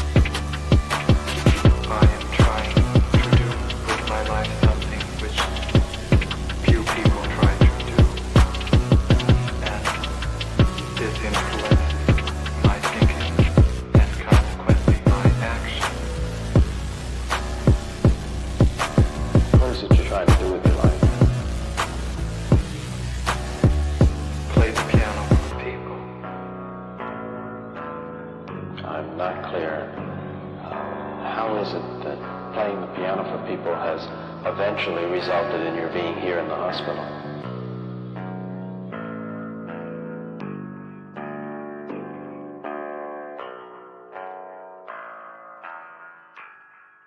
That's difficult to answer.